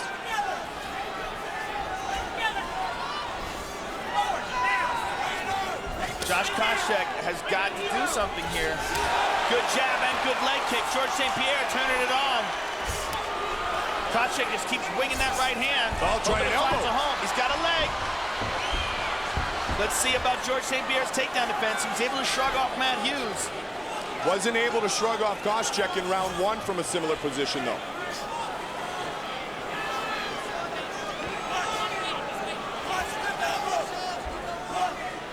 Under 2 minutes away from a victory is George St. Pierre. Just the fact that Josh Koscheck's had his legs for this long and hasn't been able to take him down, it's pretty impressive. Wow, how good is that? That's some explosive athleticism right there. That is why he is considered the greatest athlete, pure athlete in MMA today, George St. Pierre. Considered by many, not by all, but by many. Good elbows.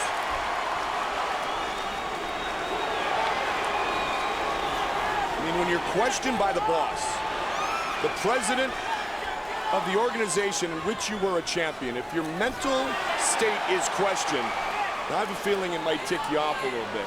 And George St. Pierre did not go into a hole and hide, as you can see right here.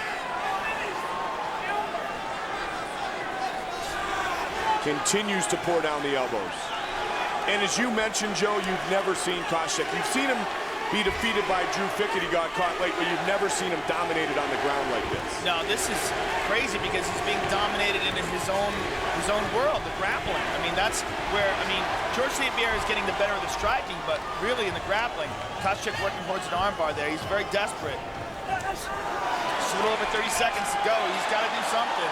Hughes and Serra wait ahead for their title fight. It'll be a rematch one way or another, potentially, for George St. Pierre. Either with Matt Hughes or Matt Serra. Got it. You hold your wrist. Knock the material on the ground. You guys doing good. Get your fingers out of his face. We said many questions would be answered. Is GSP back? You better believe he is. Very impressive performance from George St. Pierre with a very difficult opponent. He falls back for a leg lock. And this fight is over. And you can see Koscheck's anger. He knows the result. Very upset. And George again with that motion of I want my belt back. Great show of respect at the conclusion of this fight. Greg Jackson, his new coach. They've got to be happy with that performance. I mean, George St. Pierre taking Josh Koscheck down literally at will. I mean, that was a big statement to everyone in the welterweight division. And this will certainly be a learning experience for Josh Koscheck. He will survive and he will move on and he will be better for this. Bruce Buffer with the official decision. Ladies and gentlemen, after 3 rounds, we go to the judges' scorecards for decision. Glenn Trowbridge scores the contest 30-27.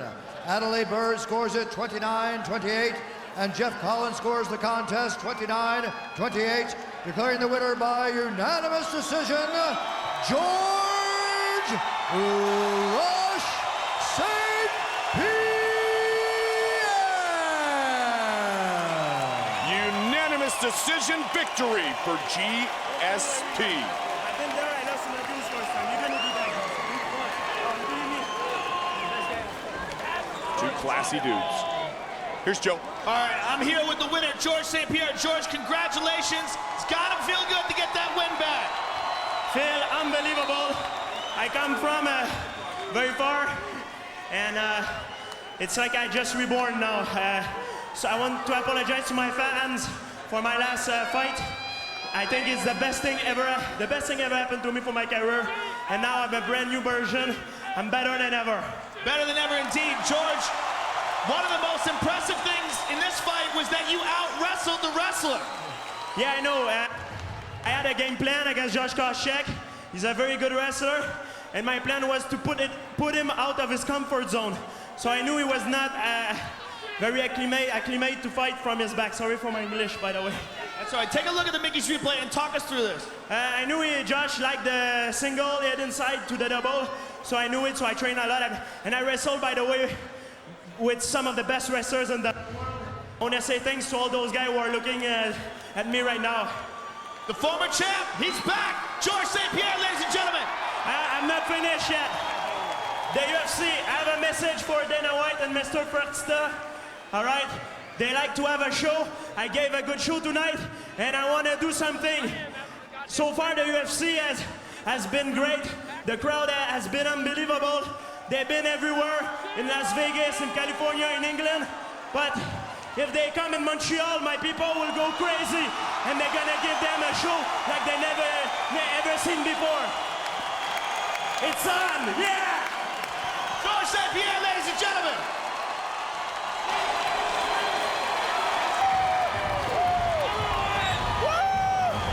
It is now time for our main event of the evening, the heavyweight title fight between the Hall of Famer, Randy the Natural Couture, and the challenger, Gabriel Gonzaga. He is 44-year-old Randy Couture, but tonight he faces perhaps the new breed of mixed martial artist and a man known as Nepal. After retiring and then getting an offer to come back and fight Tim, it wasn't really about the title, it was just about competing.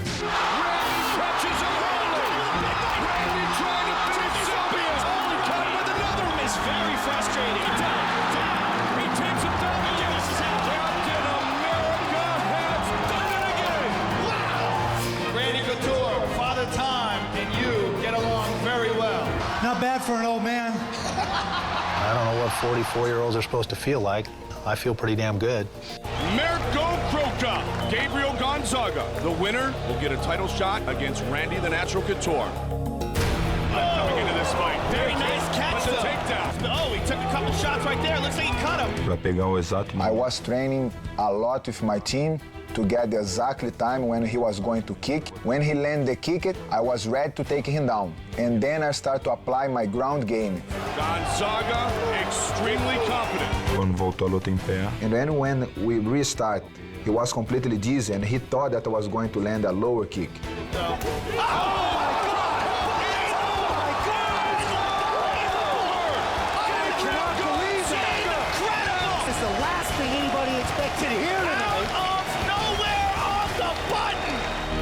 Depois da minha luta com o Crocop. After my fight with Mirko Crocop, the UFC could see that I'm the best fighter in the heavyweight division. I'm the #1 contender. You know, I'm the best guy to offer Randy Couture a great fight, and I'm going to do that. He's demonstrated he's got some great stand-up skills, but that's not what he's known for. He's known as a submission guy. Essa é uma arma que eu pretendo The strong usar. part of my game is my Brazilian Jiu-Jitsu skills, and I know that he's afraid of that. Pace of the fight has to be high. It's not going to be a slow, let's trade shots type of a fight. It's going to be let's get after it and see who's still standing at the end. Rende bastante. I respect Randy Couture a lot, but I came to be a champion. Tonight, I'm going to win this fight. I want to have another good competition and go out and beat the dog crap out of Gabe Gonzaga. That's what it's about.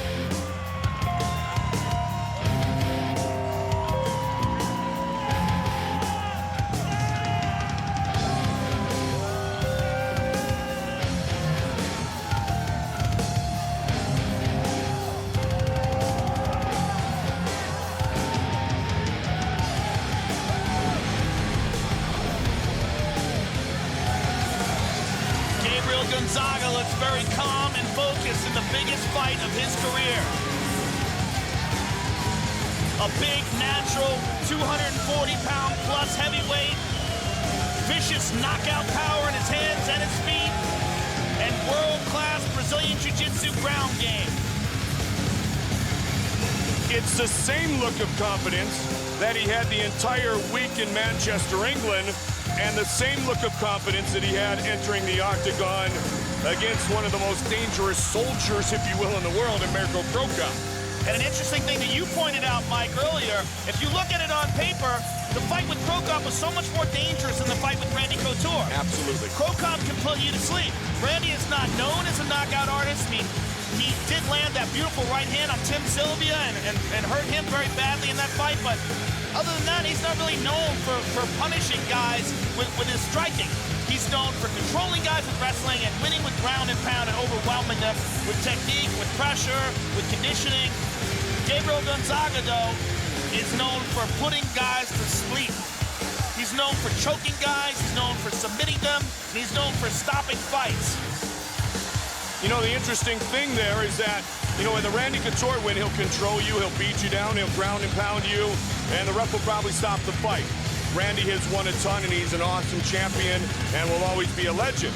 But that's the thing with Mirko Cro Cop, Gabriel Gonzaga. Their ability is to have you wake up the loser by a little smelling salts under your nose. And you know what? Nobody really knew about that before the fight with Cro Cop. I mean, I had heard his coach telling me how great his Muay Thai was and how it was the most underappreciated aspect of his game, but boy, did he show that in the Cro Cop fight.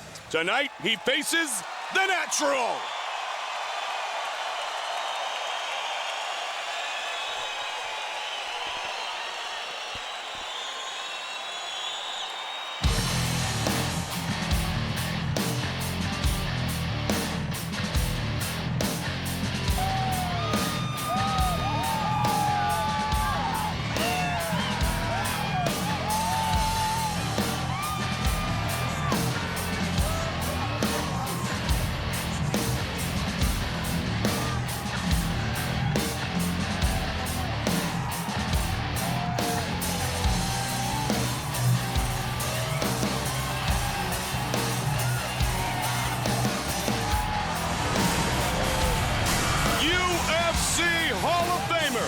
Five-time champion, Randy "The Natural" Couture.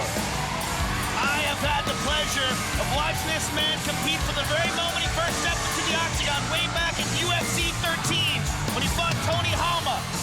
He is an amazing athlete, an amazing competitor, former light heavyweight champion, current heavyweight champion, and an active competing Hall of Fame member. He's just a guy that's just an incredible athlete, an incredible man. His ability to rise to the occasion over and over again is just unprecedented. He's gone through some tough spots in his career, the knockout losses to Chuck Liddell, rebounded and did what most people thought was the impossible at 40-plus years of age, recaptured the heavyweight title against a giant in Tim Sylvia. Can he hold it tonight against possibly the most dangerous guy in the entire division? Many people thought going into the Cro Cop bout, when Gabriel Gonzaga fought Cro Cop, that Cro Cop was the scariest guy in the division. Gabriel Gonzaga shut him down and flatlined him. Can he do that to Randy Couture?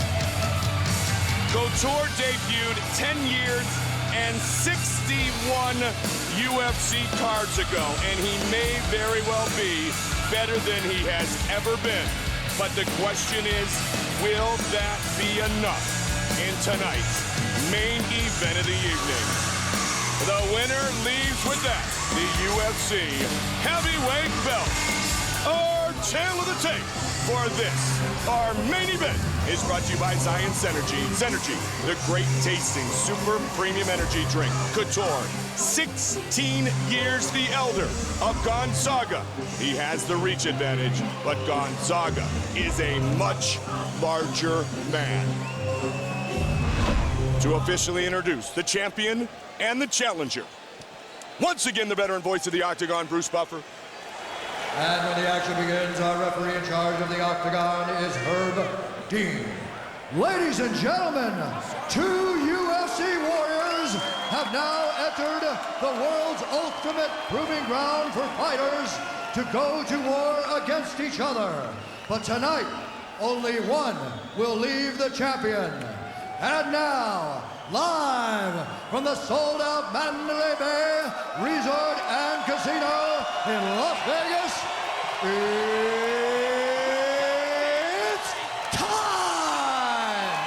5 rounds for the UFC Heavyweight Championship of the world. Introducing first, the challenger fighting out of the blue corner. This man is a Brazilian Jiu-Jitsu fighter holding a professional record of 8 wins with 1 loss. He stands 6 feet 2 inches tall, weighing in at 252 pounds. Fighting out of Ludlow, Massachusetts, by way of Rio de Janeiro, Brazil. Ladies and gentlemen, the challenger, Gabriel Gonzaga.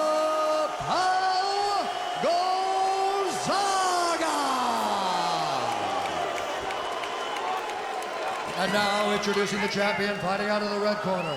This man is a world-class Greco-Roman wrestler. He holds a professional record of 15 wins with 8 losses. He stands 6 feet 2 inches tall, weighing in at 228 1/2 pounds. Fighting out of Las Vegas, Nevada, this man is the only fighter to win UFC championship titles 5 times and in 2 different weight classes. Ladies and gentlemen, please welcome the former 2-time UFC light heavyweight champion, the legendary UFC Hall of Fame Octagon Warrior, the reigning, defending UFC Heavyweight Champion of the world, Randy the Natural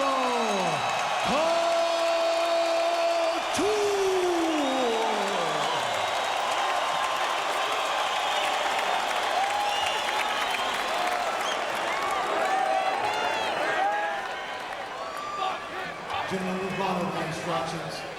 Protect yourself at all times. Follow my instructions at all times. Let's have a nice, clean fight. Touch gloves, come out ready to do this. Here we go. Look how much bigger Gonzaga looks. Absolutely.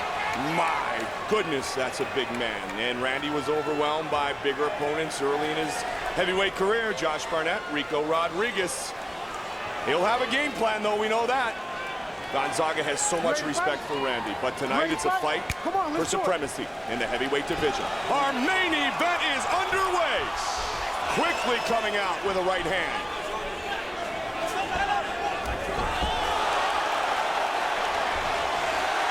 Randy over the top lands some again. good shots. Randy almost had to take down. Good left Caught hook. him with a left. Randy landed a good left hook. Couture caught a good left hook. Gonzaga's so strong. So is Couture, though. Randy caught Gabriel Gonzaga with a left hook. He's got his back. He was able to suplex Tim in this position. Let's see if he can do it to Gonzaga. Gonzaga frees one hand. Joe, it's not that they don't like Gonzaga, it's just that they love Randy Couture. It's hard not to love the guy.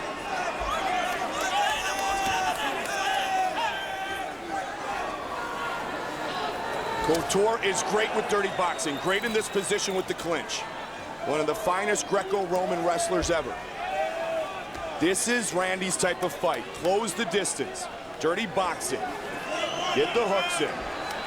But trying to smother and control a man as big and large as Gonzaga is going to be exhausting for Couture. And Greco-Roman is the best style of wrestling for mixed martial arts, in my opinion. It translates the best. The tie-ups, the clinching, and controlling the clinch game, especially up against the cage, is such a huge aspect of the sport. Big knee. Big right hand. Couture tucks underneath.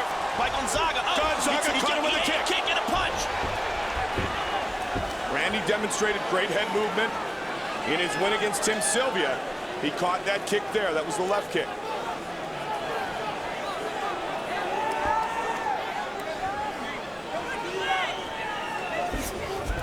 And big time takedown by Couture.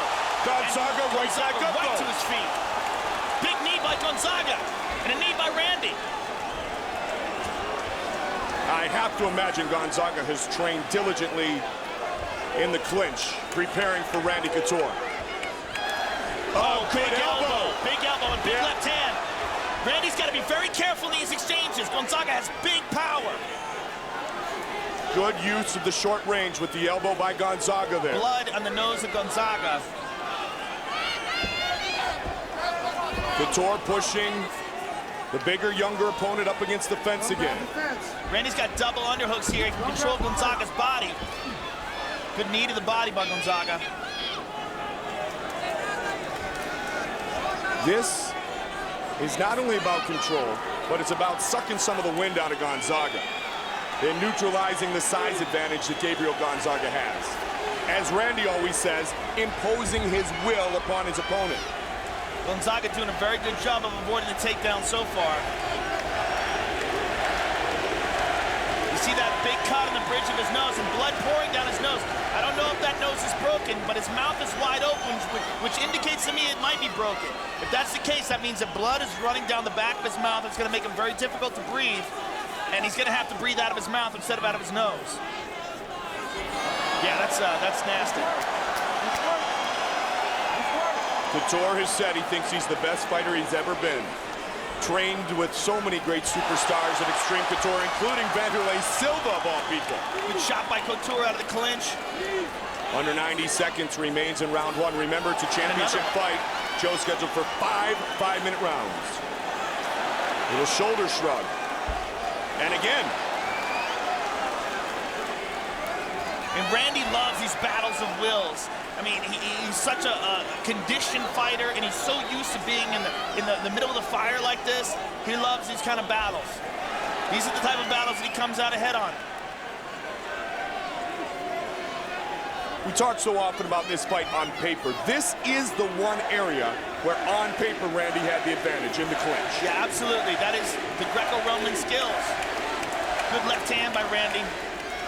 Randy knows to be cautious as he tries to strike with the dirty boxing, and there's the elbow by Randy that Gonzaga kind of threw at him earlier. And look at how exhausted Gonzaga looks, and it may very well be because his nose is busted up, as you pointed out, Joe.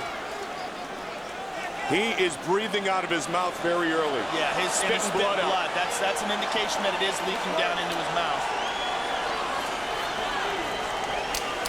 And the dangerous part there, of course, is that as he's breathing in, he might be breathing blood into his lungs.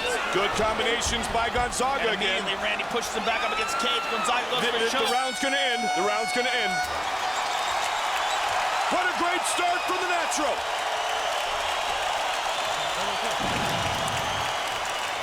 Let's take a look at the takedown here. Here's a beautiful left hand by Randy that rocked Gonzaga. That's the one that caught his nose, Joe. You saw his nose explode there. I don't think that was it. Nope. I think the damage to his nose was in the takedown. Gotcha. Oh, that you may be very right. I don't think it was there either. I think it was in another takedown. This is it right here, I believe. Oh, yeah. There's a good left hand by Gonzaga. Randy was wobbled for a moment there. I believe what happened was their heads collided during the takedown, and that's what, let's look at that one more time. We got it on the camera here. Watch it. Here's the takedown. Watch as Randy takes him down. Bang! Boom! Slams his head off his nose. Now, Joe, let me ask you this from a medical point of view. What can they do in the corner here to help Gonzaga in his breathing? Not much. Really? You know, I mean, it's bleeding inside of his mouth. I mean, they can stop it on the outside of the skin, but if his nose is smashed and slamming the head off the nose like it did like that in that takedown, that could very well be the case. Mouth wide open still, Gonzaga. He might be forced in a situation where he has to have his mouth. Went for the high kick, Randy tucked under. And again, this is Randy's fight. This is where Randy overwhelmed Vitor Belfort. When Randy overwhelms a lot of guys in the clinch. Looking to sweep the leg.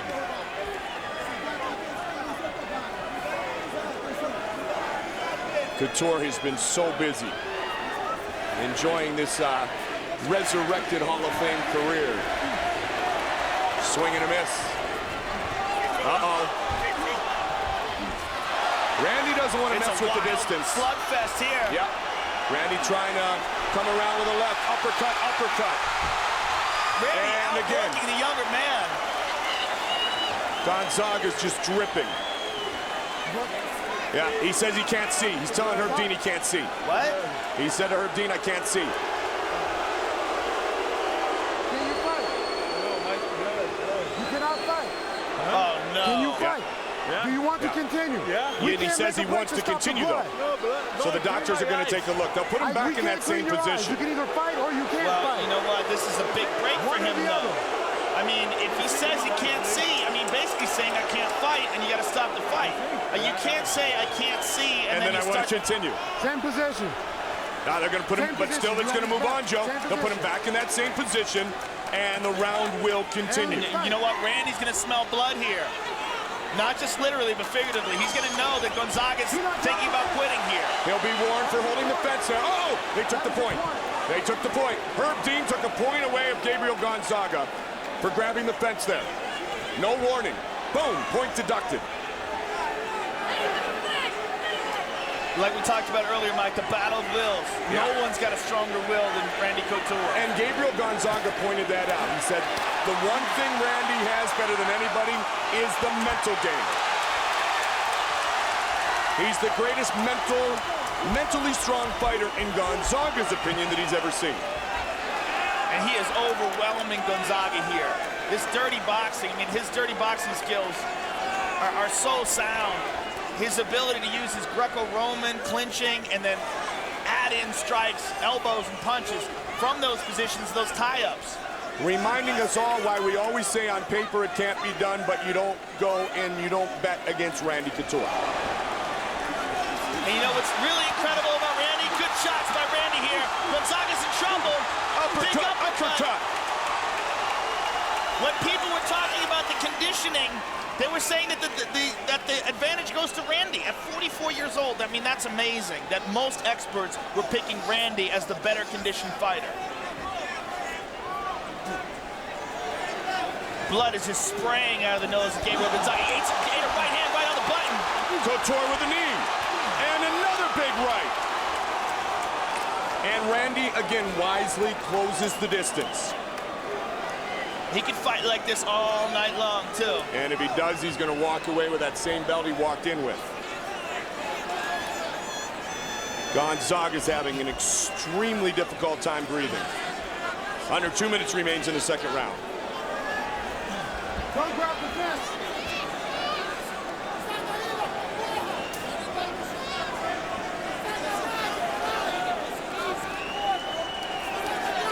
Looking uppercut, looking elbow.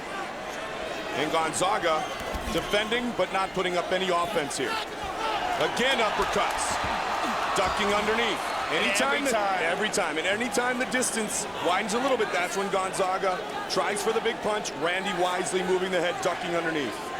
He gives him no room to breathe. He's smothering. Absolutely sucks your heart out. Now Gonzaga's got Randy pressed up against the cage. But describe this fight as you will, but be cautious in overestimating the outcome too early, because Gonzaga's always one swing away from turning his fortune to a positive. That's true. We're only 2 rounds in. Absolutely. Long way to go in this championship. I just don't know how he's going to go 5 rounds with that nose like that. I mean, especially when Randy keeps landing these shots. We didn't know when his nose was healthy if he could go 5 rounds with Randy Couture. We thought if it got into championship rounds, Randy's advantage. Yeah, which is amazing at 44 years of age. He landed a good knee there. Under 30 seconds remains in the second. Couture caught him early.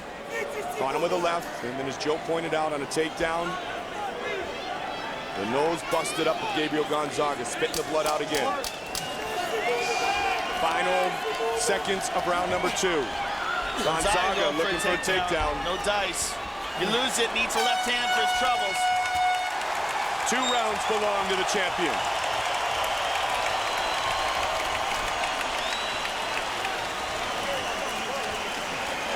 Okay.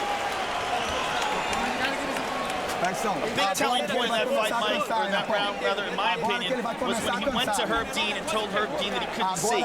He's in the middle of a battle, and he told the referee that he couldn't see. I mean, obviously, he's badly hurt. Obviously, his nose is a mess. But in my mind, mentally, he might be looking for a way out. Napão, é superação, irmão. É a luta de título, hein, Napão? Superação, Napão. A luta de título. Vai começar a luta pra você agora. Badly smashed nose. Morreu. No terceiro round, a tendência. It could easily be a broken bone, especially when you. Oh, look, that's a deep gap. If you look at the takedown, the way Randy's head collided with him, which we believe is what caused that cut, that smashed nose. I mean, that thing just could be pancaked. Wow. But you know what? To be a champion, you must overcome adversity, and this is a very bad situation for Gonzaga. Even the best in the business at stopping bleeding and cuts can't even get that one to stop flowing. And fight. Third round. This is where it's dangerous, though. Everywhere it's dangerous, and there's why.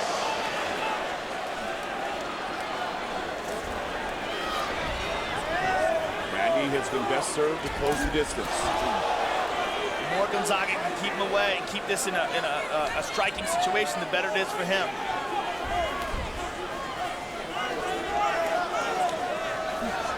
Randy, we saw that head movement so greatly improved against Sylvia. Yeah, staying very elusive here. Gonzaga doing a good job of avoiding the clinch. Oh, he caught him with a big kick there. Unbelievably just took that. Wow. Direct hit Gabriel Gonzaga. And Couture just shakes it off. This is where Randy wants it, and now you know why.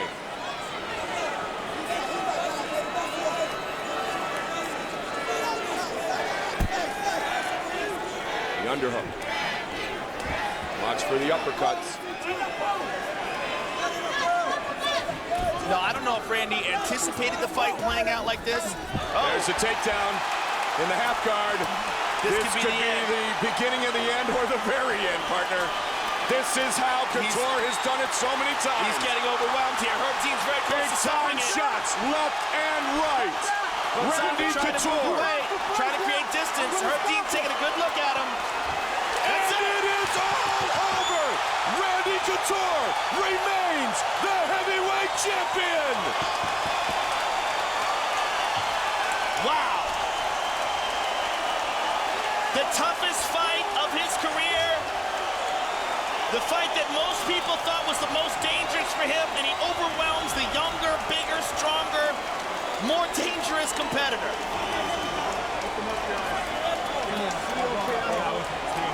Father Time, wait your turn, because you have not caught up to Randy Couture. Unbelievable.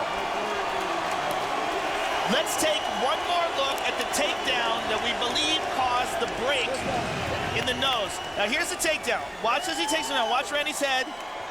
Smash. It's hard to tell in that angle, shoulder, or, you know what, it could have been anything there. It could have been punches and elbows, but this is the end. Gonzaga's badly broken nose, his face is battered. He offers up no resistance, and Herb Dean stops the fight. The champion. You know, I sit here a teeny bit like surprised and overwhelmed, and then I ask myself, why? Why be surprised? We have seen him do this over and over again. Randy Couture remains the heavyweight champion. Bruce Buffer. Ladies and gentlemen, referee Herb Dean has called a stop to this contest at 1 minute 37 seconds of round number 3. Declaring the winner, and still the UFC Heavyweight Champion of the world, Randy the Natural Couture.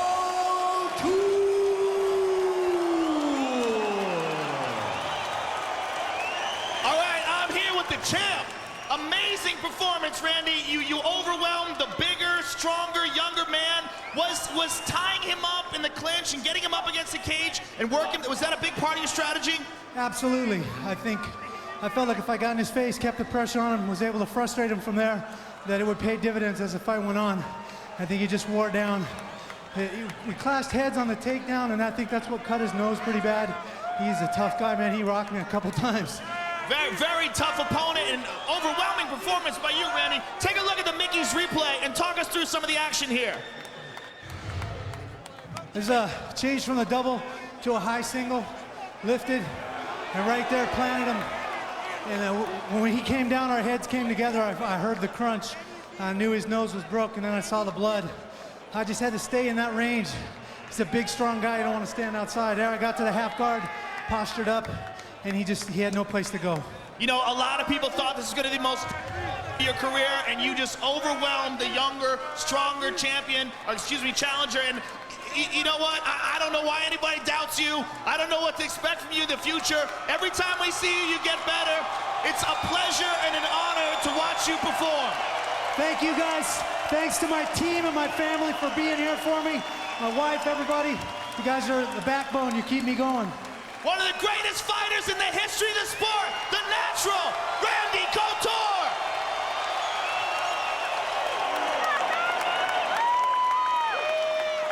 Mrs. Couture in attendance here tonight, and the natural remains the heavyweight champion, 6-time UFC champion, UFC Hall of Famer. I gotta say it again, 44-year-old Randy Couture. Executive producers of the Ultimate Fighting Championship, Frank Fertitta III, Lorenzo Fertitta, and UFC President Dana White.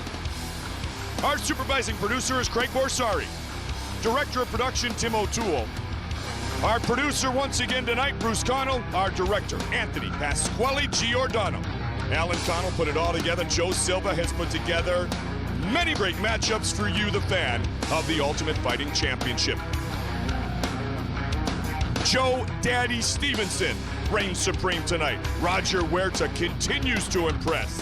He was overwhelming, and he utilized everything in the house to win here at UFC 74. Would there be new respect for George Rush St. Pierre? Absolutely yes. St. Pierre took down world-class wrestler Josh Koscheck on multiple occasions, and let me tell you this, the old GSP is back and in search of his belt once again. You don't have to look very far to see who still owns the belt in the heavyweight division. That is the legend, the Hall of Famer, perhaps the greatest champion ever, 44-year-old Randy the Natural Couture. For all of us here at the Ultimate Fighting Championship, and my partner Joe Rogan, Mike Goldberg saying so long